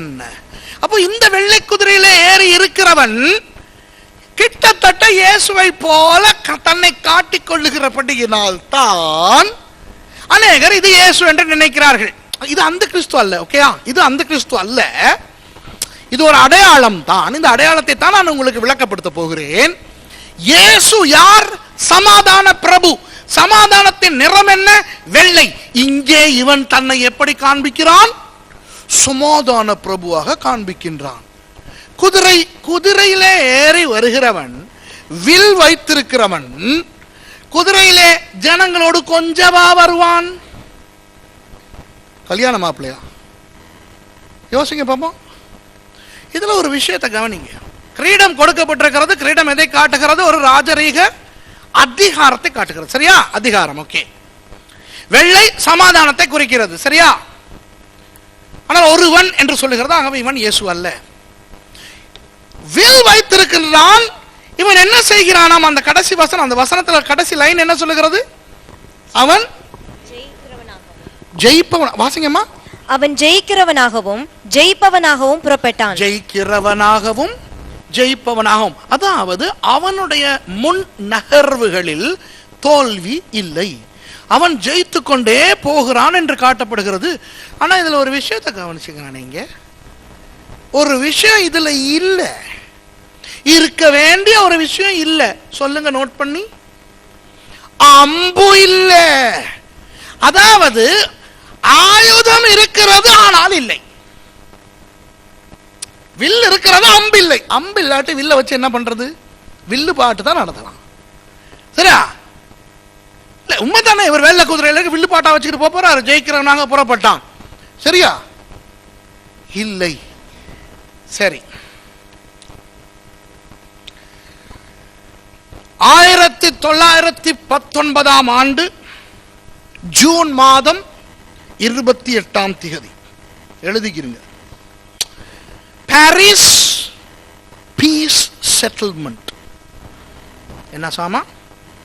பாரிஸ் பீஸ் செட்டில்மெண்ட் என்ற ஒரு கருத்தை உலக நாடுகள் முன்வைத்தன. முதலாவது உலக யுத்தம் முடிந்து விட்டிருந்த நிலைமையில் முதலாவது உலக யுத்தத்துக்கு காரணமான ஜெர்மனியை தோற்கடித்த நேச நாடுகள் இனி இப்படிப்பட்ட ஒரு அழிவு உலகத்துக்கு வரக்கூடாது என்று அவர்கள் நீங்கள் வாழுகின்ற இந்த பாரிஸிலே ஒரு சமாதான ஒப்பந்தத்தை முதல் தடவையாக உலகத்திலே நிலைநாட்ட முயற்சித்தார்கள். ஃபர்ஸ்ட் டைம் சரித்திரத்திலே முதல் தடவையாக எங்கே வைத்து சமாதானம் பேசப்படுகிறது? நீங்கள் வாழும் இந்த பாரிஸிலே. ஜூன் 28, 1919 ஆண்டு. அந்த பாரிஸ் பீஸ் செட்டில்மெண்டிலே லீக் ஆஃப் நேஷன்ஸ் என்ற ஒரு கட்டமைப்பு உருவாகியது. அநேக நாடுகள் அந்த லீக் ஆஃப் நேஷன்ஸிலே இணைந்தன. அவர்கள் இணைந்து ஒரு ஒப்பந்தத்தை எடுத்தார்கள். என்னவென்றால், இந்த லீக் ஆஃப் நேஷன்ஸினுடைய சட்ட விதிகளுக்கு அமையத்தான் இனி எங்கள் நாடுகள் ஆயுதங்களை உற்பத்தி செய்யும். சண்டை பிடிப்பதென்றால் சண்டை பிடிக்கும், சமாதானத்துக்கு வரும் என்றால் யுத்த சம்பந்தமாக இன்னொரு நாட்டோடு சம்பந்தப்படுகின்ற பொருளாதாரமாக இருக்கட்டும், பிரச்சனையாக இருக்கட்டும், இவற்றை தீர்த்து கொள்வதற்கு இனி இந்த லீக் ஆஃப் நேஷன்ஸ் மூலமாகத்தான் எல்லாம் செய்யும் என்ற ஒரு தீர்மானத்தை எடுத்தார்கள். சரியா? கடைசியிலே நான் நினைக்கிறேன் 1936ஆம் ஆண்டு ஜப்பான் சீனாவுக்குள் படையெடுத்து சீனாவை ஆக்கிரமித்த பொழுது ஜப்பான் லீக் ஆஃப் நேஷன்ஸில் இருந்தபடியினால் இந்த லீக் ஆஃப் நேஷன்ஸ் நாடுகள் ஜப்பான் இடத்துல கேள்வி கேட்டன, நீ எப்படி அந்த அப்பாவி சீனாவை இப்படி ஆக்கிரமிக்கலாம் என்று உடனே ஜப்பான் லீக் ஆஃப் நேஷன்ஸில் இருந்து விலகியது. சரியா? ஆனால் லீக் ஆஃப் நேஷன்ஸிலே இருந்த ஜெர்மனி அடால்ஃப் ஹிட்லர் என்பவனுடைய தலைமையிலே அதே வருஷத்தில் பழைய ஏற்பாட்டை வேண்டாம் என்று நிராகரித்தது. 1936 வருஷம் போர்ட் பேலஸ் டெமான்ஸ்ட்ரேஷன் என்று பெர்லினிலே நடந்த ஒரு நிகழ்ச்சியிலே பழைய ஏற்பாட்டை தீயிட்டு கொளுத்தியது நாட்சிய கட்சி. சரியா? Adolf Hitler. அதற்கு பிறகு 1939 ஆண்டு இரண்டாவது உலக யுத்தம் தொடங்கியது. 1945 ஆண்டு இரண்டாவது உலக யுத்தம் முடிந்தது. இந்த இரண்டாவது உலக யுத்தம் நடந்து கொண்டிருக்கும் பொழுது 1942 ஆண்டில், அதாவது இரண்டாவது உலக யுத்தம் தொடங்கி 3 வருஷங்கள் போகும் பொழுது இந்த லீக் ஆஃப் நேஷன்ஸுக்கு அர்த்தம் இல்லாமல் போய்விட்டது அல்லவா? ஏனென்றால் அவர்கள் யுத்தம் வரக்கூடாது என்று நினைத்தார்கள். ஆனால் இப்பொழுது மறுபடி ஒரு உலக யுத்தம் நடக்கிறது அல்லவா? ஆகவே ஐக்கிய நாடுகள் என்று இந்த நேச நாடுகள் எல்லாம் சேர்ந்து யுனைடெட் நேஷன்ஸை உருவாக்கினார்கள். நான் இதை வேகமாக சொல்லிக்கிட்டு போறேன், உங்களுக்கு விளங்காட்டி பரவாயில்ல, நான் பிறகு விஷயத்துக்கு வாரேன். கடைசியிலே அவர்கள் அந்த நேரத்திலே இன்னும் யுத்தத்திலே கால் வைக்காத அமெரிக்காவின் நியூயார்க்கை அவர்களுடைய காரியாலயமாக தெரிந்து கொண்டார்கள். அதற்கு பிறகுதான் அமெரிக்கா யுத்தத்துக்குள்ளே நுழைந்தது. அதற்கு பிறகு இந்த யுனைடெட் நேஷன்ஸ் வளர்ந்தது. இன்றைக்கு நீங்கள் பார்த்தால் யுனைடெட் நேஷன்ஸ் என்றால் international atomic energy agency, IAEA, international atomic energy agency. இவர்கள் தான் இப்பொழுது கூட ஈரானுக்கும் தடையை விதிக்கிறார்கள். சரியா? அணு ஆயுதங்களை உற்பத்தி செய்வதில் யுனைடெட் நேஷன்ஸ் தனது தலையை போடுமாம். சரியா? IMF, இன்டர்நேஷனல் மானிட்டரி ஃபண்ட், முழு உலகத்தினதும் பண விஷயங்களை யுனைடெட் நேஷன்ஸ், ஐக்கிய நாடுகள் சம்மந்தப்படுமாம், மானிட்டர் பண்ணுமாம். United Nations educational, scientific and cultural organisation, UNESCO. UNESCO கேள்விப்பட்டிருக்கீங்களா? அப்போ யுனைடெட் நேஷன்ஸ் தான் விஞ்ஞானம், கலாச்சாரம், கல்வி என்பவற்றிலே தலையிடுகிறது. 1946 ஆண்டு ஜனவரி மாதம் UN செக்யூரிட்டி கவுன்சில், உலக பாதுகாப்பை குறித்த யுனைடெட் நேஷன்ஸ் எண்ணம் எப்போ ஆரம்பமாகியதாம்? ஜனவரி 46. இஸ்ரேலை சூழ இருக்கின்ற சில மத்திய கிழக்கு நாடுகளும் 1978 யுனைடெட் நேஷன்ஸிலே இறங்கின. சோமாலியா 92 ஆண்டு. ஓகேயா? சரி, இப்போ இதெல்லாம் நான் சொல்லிக்கிட்டு இருக்கிறேன். அதோடு சேர்ந்த NATO, north Atlantic treaty organisation 1949 ஆண்டு உருவாக்கப்பட்டது. இப்போ நீங்கள் கேட்கலாம், இதெல்லாம் ஏன் ஐயா சொல்றீங்க, உங்களுக்கு வேற வேலை இல்லையா? உங்களுக்கு தெரியுமா, இன்றைக்கு யுனைடெட் நேஷன்ஸ் அவர்களுக்கு என்ன செய்ய முடியும் என்றால், யுத்தம் நடக்கின்ற நாடுகளுக்கு இந்த யுனைடெட் நேஷன்ஸ் படைகள் போகும். சரியா? அந்த படைகள், ராணுவம் என்றால் என்ன செய்யும்? ராணுவம் யுத்தம் செய்யும், அப்படித்தானே? ஆனால் இந்த யுனைடெட் நேஷன்ஸிலே தான் முதல் தடவையாக யுத்தம் செய்யாத ராணுவம் உலகத்துக்கு அறிமுகமாகியது. இவர்கள் என்ன செய்வார்களாம்? யுத்த உடைகளோடு, ஆயுதங்கள் எடுத்துக்கொண்டு, பீரங்கிகளோடு இன்னொரு நாட்டுக்குள் போய் இறங்குவார்களாம். தெருக்களில் எல்லாம் இவர்கள் ராணுவமாக நிற்பார்களாம். சரியா? ஆனால் இவர்கள் சுடமாட்டார்களாம். சரியா? யுனைடெட் நேஷன்ஸ் ராணுவங்கள் சுடமாட்டார்களாம். அவர்கள் என்ன செய்கிறார்கள்? பீஸ் கில்லிங் அல்ல, பீஸ் கீப்பிங். சமாதானத்தை நிலைநாட்டுவதற்கு ராணுவ உடைகளோடு ராணுவங்களாக போய் பீரங்கிகளிலே பவனி வந்து துப்பாக்கிகளை கையிலே வைத்துக் கொண்டு ரக்ஷக் மாட்டிக்கொண்டு இருப்பார்களாம். சுடமாட்டார்களாம். வில் இருக்கிறது, அம்பு இல்லை. விளங்குதா இந்த குதிரை? அதாவது சபை எடுத்துக்கொள்ளப்பட்ட பிறகு இந்த ஐக்கிய நாடுகளினுடைய ராணுவம் தான் முழு உலகத்தையும் பயமுறுத்தும், ஆனால் சுடாமல். அதனுடைய சாயல் தான் இப்போ நமக்கு தெரிகிறது. புரியுதா உங்களுக்கு? இன்னும் அந்த குதிரை வரல, அந்த குதிரை வரப்போகுதுன்னு இப்ப நமக்கு தெரியுது. என்றால் இன்றைக்கு அதனுடைய சாயல் தெரிகிறது. இப்ப விளங்குதா ஏன் இவ்வளத்தையும் வாசிச்சுக்கிட்டு போனேன்ட்டு? உலகத்தில் எந்த ஒரு காலத்திலும் ஆயுதம் ஏந்திய போர் வீரர்கள் சமாதானத்தை நிலைநாட்ட போகவில்லை. அப்போ உடனே நம்ம ஸ்ரீலங்காக்காரங்களும் இந்தியாக்காரங்களும் இப்படி பேசலாம்,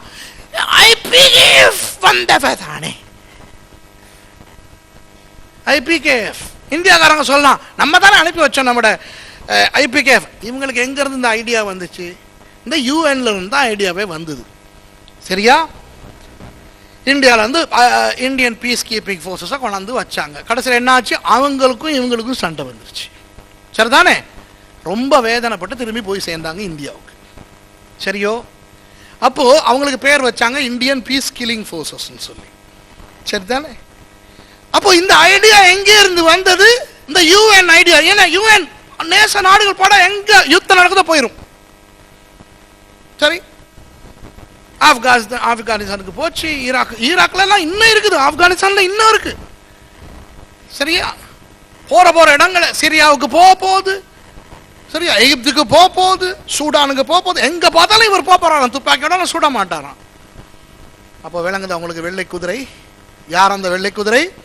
சமாதானத்தை நிலைநாட்ட ஆயுதத்தோடு போகின்ற யூஎன் படைகளை யோவான் கண்டு அதை சொல்லுகிறார். சரியா?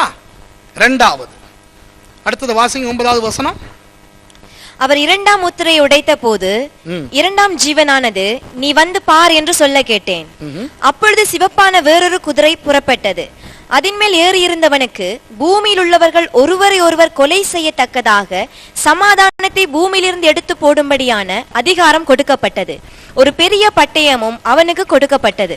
இந்த 7 வருஷ ஆரம்பத்திலே இந்த யுனைடெட் நேஷன்ஸினுடைய ராணுவம் எல்லா இடத்திலும் இருப்பதை பார்த்து கைவிடப்பட்டு வாழுகின்ற ஜனங்கள் நிம்மதி அடைவார்கள். ஏன்? அவர்கள் யாருக்கு பயந்து கொண்டிருக்கிறார்கள்? வேற்றுக்கிரக வாசிகளுக்கு பயந்து கொண்டிருக்கிறவர்களுடைய வீட்டு வாசல்களிலே, தெருக்களிலே, எல்லா இடத்திலேயும் யுனைடெட் நேஷன்ஸ் ராணுவம் இருக்கும்போது இவர்களுக்கு ஒரு போலியான பாதுகாப்பு உணர்வு வரும். ஆனால் ரொம்ப காலத்துக்கு வராது. கொஞ்ச காலத்திலே இன்னும் ஒரு குதிரை புறப்படுகிறது. அந்த குதிரை சிவப்பு நிற குதிரை. சிவப்பு நிறம் எதற்கு அடையாளம்? ஆபத்து, இரத்தம். இவருடைய கையில என்ன கொடுக்கப்பட்டிருக்கிறது? பட்டயம் கொடுக்கப்பட்டிருக்கிறது. அவர் கையில வெறும் வில் தான். இதற்கும் நான் நிழலை இப்பொழுது சொல்லுகிறேன். எத்தனை நாடுகளுக்கு சமாதானத்தை ஏற்படுத்த போன இந்த யுனைடெட் நேஷன்ஸ் ராணுவம் அங்கே இப்போ சண்டை பிடித்துக் கொண்டிருக்கிறது தெரியுமா? சரியா? ஆப்கானிஸ்தானுக்குள்ள நுழைஞ்சாங்க. உங்களுக்கு தெரியுமா? ஆப்கானிஸ்தான்ல வந்த பிரச்சனை யாருக்கும் ஆப்கானிஸ்தான்காரர்களுக்கும், அதாவது தாலிபானுக்கும் ரஷ்யர்களுக்கும் வந்தது. அந்த நேரத்தில் தாலிபானுக்கு உதவியாக இந்த நேச நாடுகள் ஆயுதங்கள் கொடுத்து அவர்களுக்கு தான் உதவி செய்ய போனது. அதே ஆயுதங்களை வைத்து பிறகு 2002ஆம் ஆண்டு இவர்களை அடிக்க தொடங்கினவுடன் நேச நாடுகள் போய் அவர்களை அடித்தது. இன்றும் அங்கே இருக்கின்ற நேச நாட்டு படைகள் சண்டை பிடித்துக் கொண்டுதான் இருக்கின்றன, சமாதானம் அல்ல. ஈராக்குக்கு போன நேச நாடுகள் படைகள் இன்றும் சண்டை பிடித்துக் கொண்டுதான் இருக்கின்றன. சரியா? எனவே இந்த சமாதானம் என்கின்ற போர்வையிலே வில்லை மாத்திரம் கொண்டு போகின்ற அந்த குதிரைக்கு பின்னாலே வருகிற குதிரை சமாதானத்தை எடுத்து போடுகிறது. போலியான சமாதானம் ரொம்ப காலத்துக்கு இருக்காது, தெரியுமா? ஆகவே இந்த 7 வருஷ காலத்திலே ஆரம்ப சில நாட்கள் சமாதானமாக இருக்கும். அதற்கு பிறகு அந்த சமாதானம் போய்விடும்.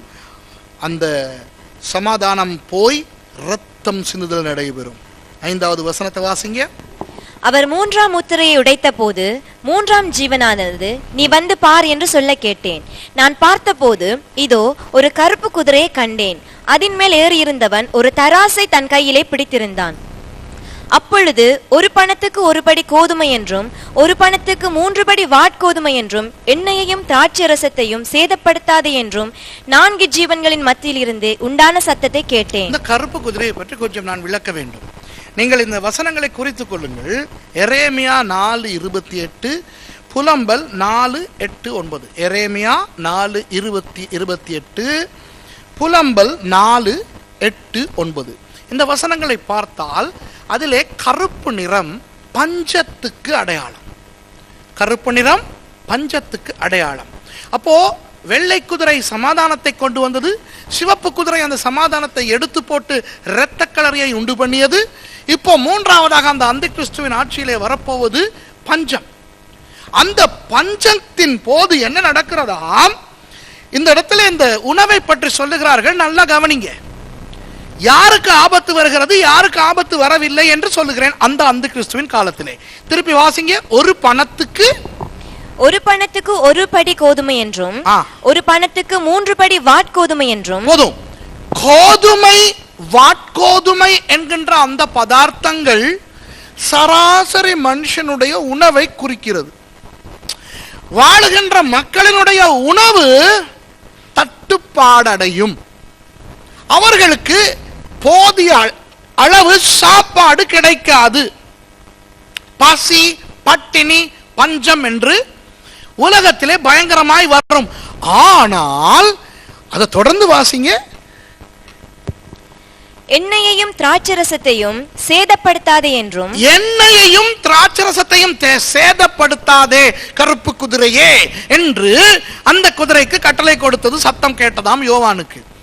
எண்ணெய் திராட்சரசம் என்பது பணக்காரர்களுடைய உணவை குறிக்கும்.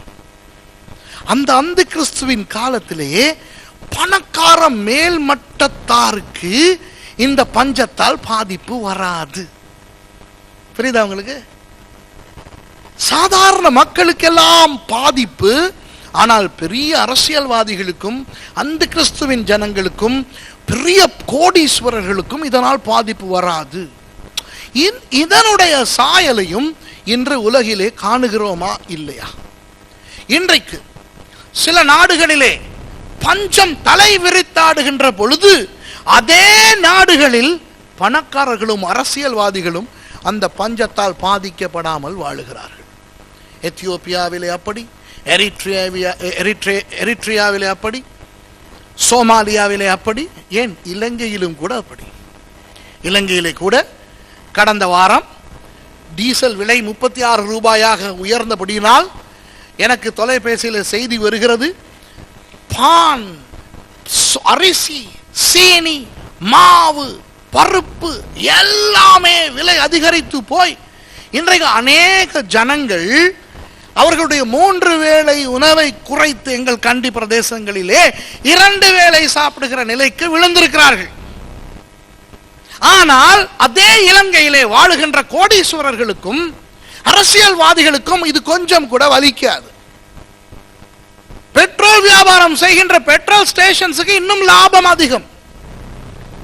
சரியா? இது சாயல். இது அல்ல அந்த 7 வருஷம். ஆனால் இன்று நடக்கின்ற இந்த விஷயங்களை பார்க்கும் போது அது எந்த அளவு பெரிய விதத்திலே நடக்கும் அந்த 7 வருஷங்களிலே என்று தெரிய வருகிறது. இனி 4வது அந்த குதிரையை வாசிப்போம். அவர் 4ஆம் முத்திரை உடைத்த போது 4ஆம் ஜீவனானது, நீ வந்து பார் என்று சொல்லும் சத்தத்தை கேட்டேன். நான் பார்த்தபோது இதோ மங்கின நிறமுள்ள ஒரு குதிரையை கண்டேன். அதன் மேல் ஏறி இருந்தவனுக்கு மரணம் என்று பெயர். பாதாளம் அவன் பின் சென்றது.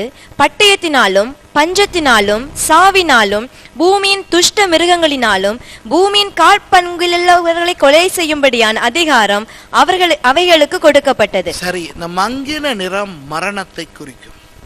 சரியா?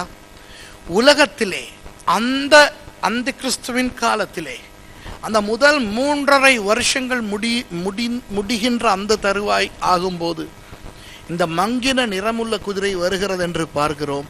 இதனால் என்ன நடக்கும்? இந்த உலகத்திலே 1/4 பங்கு மனிதர்கள் அந்த செத்து போவார்கள். இந்த சாம்பல் இந்த இதுக்கு என்ன பேர்? சாம்பல் குதிரையா தமிழ்ல? மங்கின குதிரை. இந்த மங்கின குதிரை அந்த சிகப்பு குதிரை கருப்பு குதிரை எல்லாம் செய்த அந்த வேலைகளை இணைந்து செய்கிறது. மரணத்தை கொண்டு வருகிறது. உலகத்திலே 1/4 பங்கு மரணம் வரும். இன்னும் நிறைய விஷயங்கள் அங்கே இருக்கின்றன. நீங்கள் 8வது அதிகாரத்துக்கு போனால் ஒரு சில விஷயங்களை நான் உங்களுக்கு சொல்லுகிறேன். அந்த விஷயங்கள் நடக்க போகின்றன. அந்த 7 வருஷத்திலே அதனுடைய சாயல் இப்போ தொடங்கி இருக்கிறது என்று நான் உங்களுக்கு சொல்ல விரும்புகிறேன். அதனால் இயேசுவினுடைய வருகை சீக்கிரமாய் நடக்க போகிறது. வாசிங்க 7வது வசனம், 8வது அதிகாரம் 7வது வசனம். முதலாம் தூதன் எக்காளம் ஊதினான். அப்பொழுது இரத்தம் கலந்த கல்மழையும் அக்கினியும் உண்டாகி பூமியிலே கொட்டப்பட்டது. அதனால் மரங்களில் 3/1 பங்கு வெந்து போயிற்று, பசும் புல்லெல்லாம் எரிந்து போயிற்று. அந்த காலத்திலே, அந்த கிறிஸ்துவின் ஆட்சி காலத்திலே 3/1 பகுதி மரங்கள், தாவரங்கள் அழியும் என்று சொல்லப்பட்டிருக்கிறது. இதை ஆரம்ப கால கிறிஸ்தவர்களுக்கு புரிய வைப்பது கஷ்டமாக இருந்திருக்கும். ஆனால் இன்று நமக்கு இது புரிவது அவ்வளவு கஷ்டம் அல்ல. காரணம், பூமி வெப்பம் அதிகமாக அடைந்து கொண்டு வருகின்றபடியினால் காட்டு தீ இன்றைக்கு அதிகமாக உலகத்திலே இருந்து வருகிறது. வருஷம் அமெரிக்காவிலே, சில பகுதிகளிலே, ஆப்பிரிக்காவிலே, ஆஸ்திரேலியாவிலே, பல இடங்களிலே காட்டு தீ வந்து ஆயிரக்கணக்கான ஏக்கர் நிலங்கள், மரங்கள் எரிந்து சாம்பலாகி கொண்டு இருக்கின்றன. இதையாவது கேள்விப்பட்டிருக்கீங்களா? தேங்க்யூ. ஆனால் இதை நீங்கள் 100 வருஷங்களுக்கு முன்பு ஜனங்களுக்கு சொல்லியிருந்தால் அந்த காலத்தில் இப்படியெல்லாம் நடக்கவில்லை. இப்போதான் குளோபல் வார்மிங், உலகமே வெப்பம் அதிகமாய் அடைந்து இப்படி நடக்கிறது என்று நமக்கு தெரிகிறது. அந்த கிறிஸ்துவின் காலம் ஆகும்போது இந்த ஓசோன் படலம் இன்னும் அதிகமாய் ஓட்டையாகி இன்னும் வெப்பம் அதிகரித்து இந்த உலகத்தில் இந்த மாதிரியான அழிவு வரப்போகிறது என்று ஆண்டவர் காட்டுகிறார். இனி வாசிங்க 8வது வசனத்திலிருந்து. இரண்டாம் தூதன் எக்காளம் ஊதினான். அப்பொழுது அக்கினியால் எரிகிற பெரிய மலை போன்றதொன்று சமுத்திரத்திலே போடப்பட்டது. அக்கினியாய் எரிகிற பெரிய மலை போன்றதொன்று கடலிலே போடப்பட்டது. இது என்ன நினைக்கிறீங்க நீங்க? மீட்டியோரைட். அதுக்கு என்ன சொல்றது தமிழ்ல? இந்த அண்ட வெளியில இருந்து வருகிற பெரிய பிரம்மாண்டமான எரிக்கல். உங்களுக்கு தெரியுமா, உலகத்திலே இந்த மீட்டியோரைட்ஸ் சொல்லுகின்ற இந்த பெரிய பாரிய எரிக்கற்கள் சில இடங்களில் விழுந்து அந்த கிரேட்ஸ் கூட இருக்கிறது. உங்களுக்கு தெரியுமா? அந்த குழிகள் கூட இருக்கின்றன தெரியுமா? நேரடியாக போய் இந்த இடங்களை நான் பார்த்திருக்கிறேன். அந்த கிரேட்ஸ்குள்ளே இறங்கி அந்த கல்லெல்லாம் கொண்டு போய் நான் பெல்வுட்டில் எங்களுடைய வீட்டிலே வைத்திருக்கிறேன். சரி, ஆகவே இதெல்லாம் உண்மையாய் நடந்தவை. இனி நடக்காதா? நடக்கும். ஆனால் இந்த தடவை எங்கே விழுகிறது? கடல்ல. தொடர்ந்து வாசிங்கம்மா. அதனால் சமுத்திரத்தில் 3/1 பங்கு ரத்தமாயிற்று. ஏன் ரத்தமாயிற்று? சமுத்திரத்திலே 3/1 பங்கு அந்த மீன்கள், அந்த கடல் வாழ் உயிரினங்கள் செத்து போவதன் மூலம். வாசிங்க. சமுத்திரத்தில் இருந்த ஜீவனுள்ள சிருஷ்டிகளில் 3/1 பங்கு செத்து போயிற்று. கப்பல்களில் 3/1 பங்கு சேதமாயிற்று. கப்பல்களில் 3/1 பங்கு. சரியா? எவ்வளவு பெரிய ஒரு அழிவு வருகிறது பாருங்க. கடலிலே விழுகின்ற அந்த பாரிய அந்த எரிகலினால் இவ்வளவு பெரிய அழிவு வரப்போகிறது. அதனுடைய சாயல்கள் இப்பொழுதே நமக்கு தெரிகின்றன. இப்ப நீங்க கேட்கலாம், கப்பல்களில் 3/1 பங்குனா உலகத்தில் இருக்கிற அத்தனை கப்பல்களுமா அல்லது ஒரு சில கப்பல்களில் 3/1 பங்குமா என்று?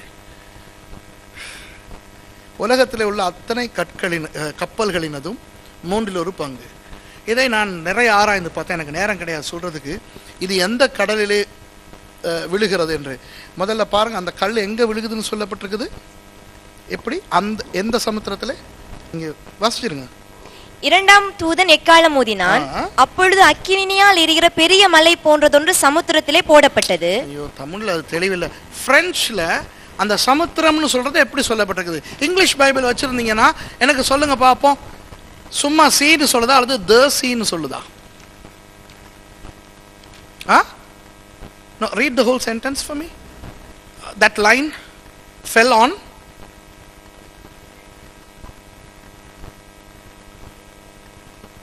the sea. That's exactly what I want you to see. You have to see the sea.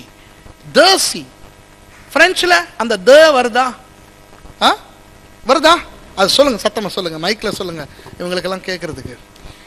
Et quelque chose qui ressemblait à une grande montagne embrasée par le feu fut précipité dans la mer.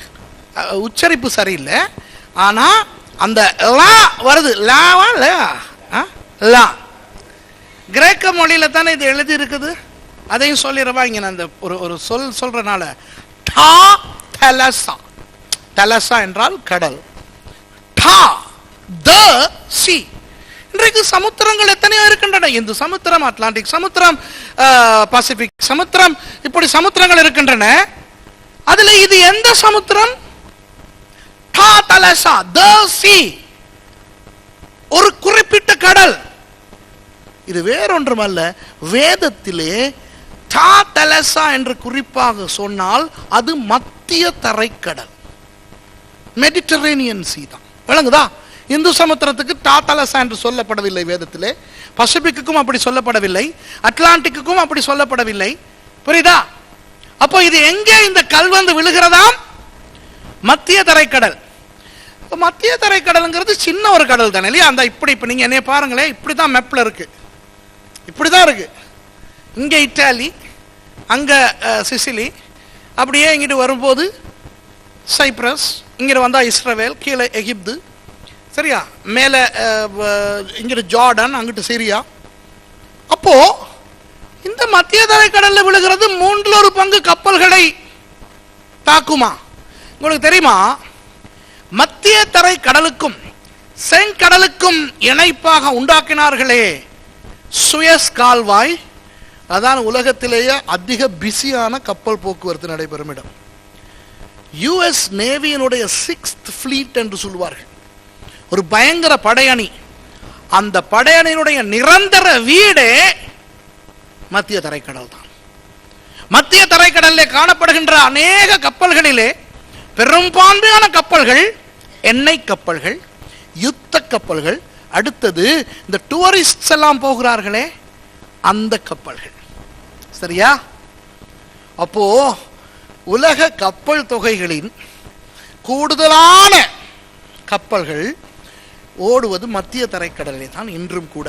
கப்பல்னு சொன்னா, நான் கப்பல்ல வேலை செய்யறேன்னு அநேகமா யாராவது சொன்னாங்கன்னா, அநேகமா அந்த கப்பல் எந்த நாட்டு கப்பலா இருக்கும்? கிரேக்க நாடு எந்த கடலை தன்னுடைய கடலாக வைத்திருக்கிறது? மத்திய தரைக்கடல். புரியுதா உங்களுக்கு? உலகத்திலேயே அதிக கப்பல்கள் வைத்திருக்கின்ற கிரேக்க தேசம் மத்திய தரைக்கடலிலே அமைந்திருக்கிறது.